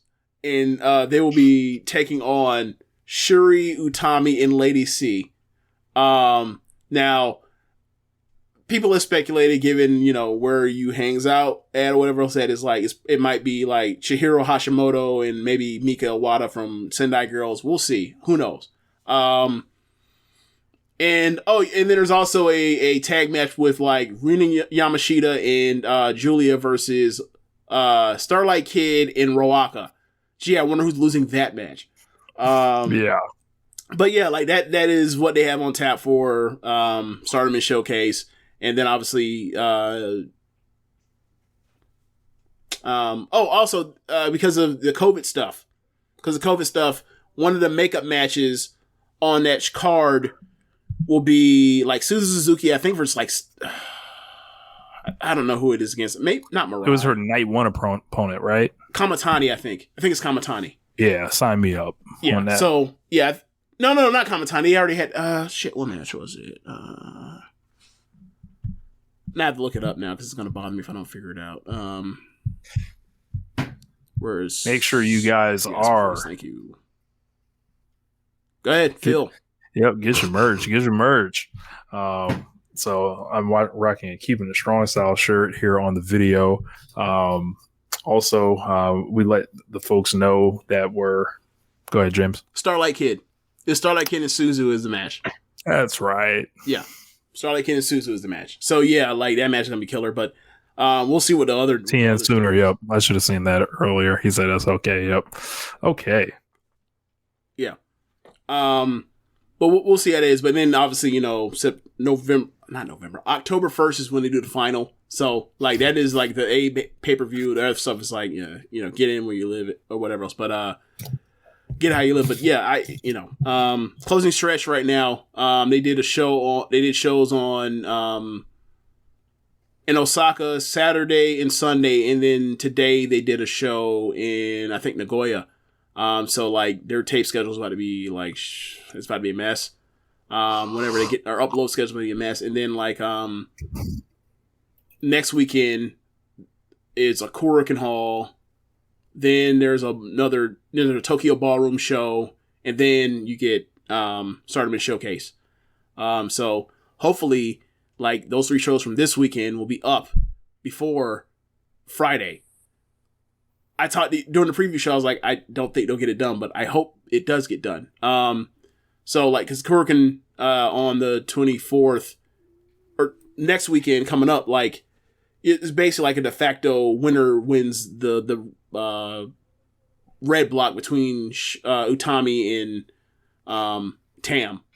That is basically what it's coming down to. It seems like given how many matches Tam still has left, given the layout, and like looking at like who facing who, it looks like I think like Himeka closes the door on Micah on the final night. Like I feel like Saki, closes the door on Azumi on the final night. Yeah. And then like obviously Shuri faces Risa. Risa's still in the hunt, so like you easily have like Shuri close the door on Risa and be, because Shuri's already lost 4 matches. So you can do the whole thing where like obviously champion takes a lot of L's, set up new challengers, goes out strong with a win at the end.